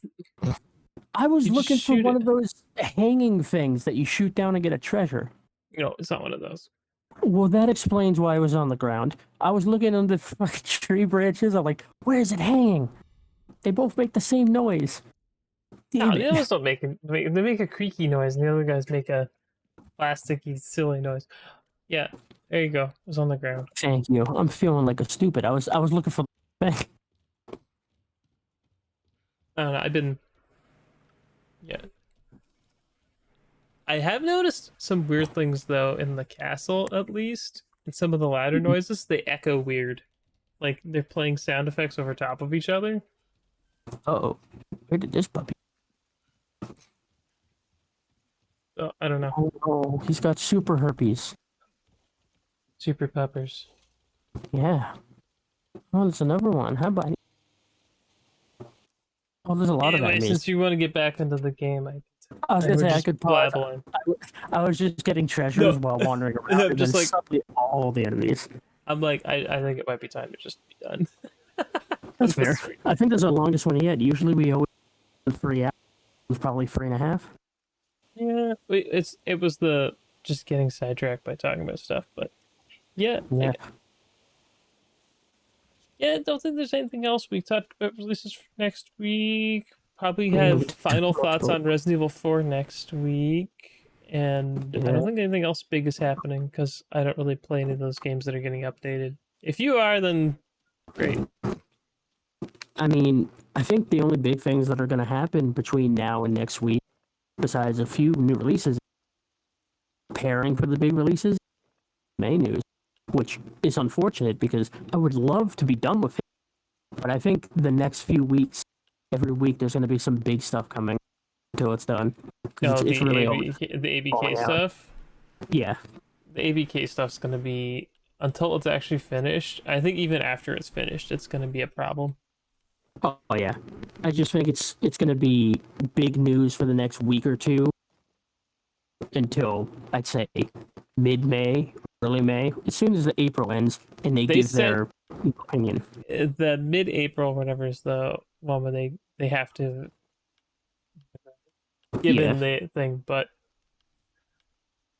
the FTC have basically put them in yeah. a Put them position in the where hole.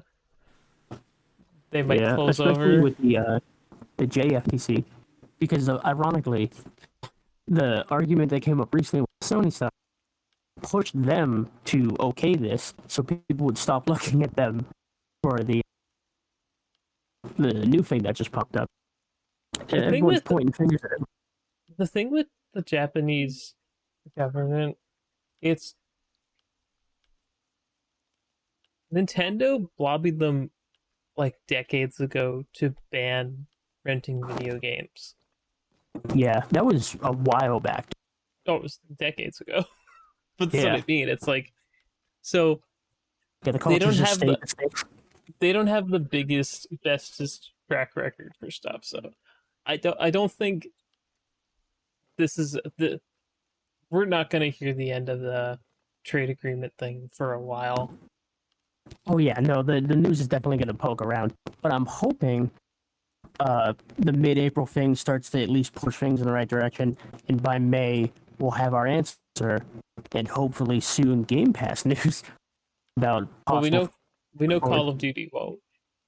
Yeah, I But won't be able to. I'm mostly hoping Diablo or even just perks for like Overwatch. yeah, I still Um, think it's funny when people are like, "Well, they said there's no the director of Diablo said there's no Game Pass deal," and I'm like, "Yeah, because they're not part of Microsoft yeah, yet. exactly. After they're There's part no of anything Microsoft, yet. I expect 100% it to come." Yeah, all first parties always do. Not all of them. There's been a couple. Like it's been, for the most part, it's been yes, but there's always been a couple that have not, for one reason or another. Like, Lost Odyssey comes to mind. That's one of But their like they own weirdly, the IP for it, but yeah, Lost Odyssey was free for a while though. That's how I ended up getting it. I don't remember what the reasoning. I I had just it. remember. I think I bought it for like $2 or $3, but I haven't sat down to play it yet. I keep being like, I got other stuff, and just new stuff keeps coming that I'm really interested in. One of these days, I will sit down and I will play it. Yeah. Well, apparently that primal knife is all 60. That's how I knew. I haven't looked at anything. I've just scrolled through, and that's the one reward. Okay, I'm gonna get back to it because it smells like dinner's almost ready anyway. So you have a good Oh, I hope week. you enjoy that. You talk too. I'll next week. talk to you in the group chat. Yep. Yep. Bye. Sounds good.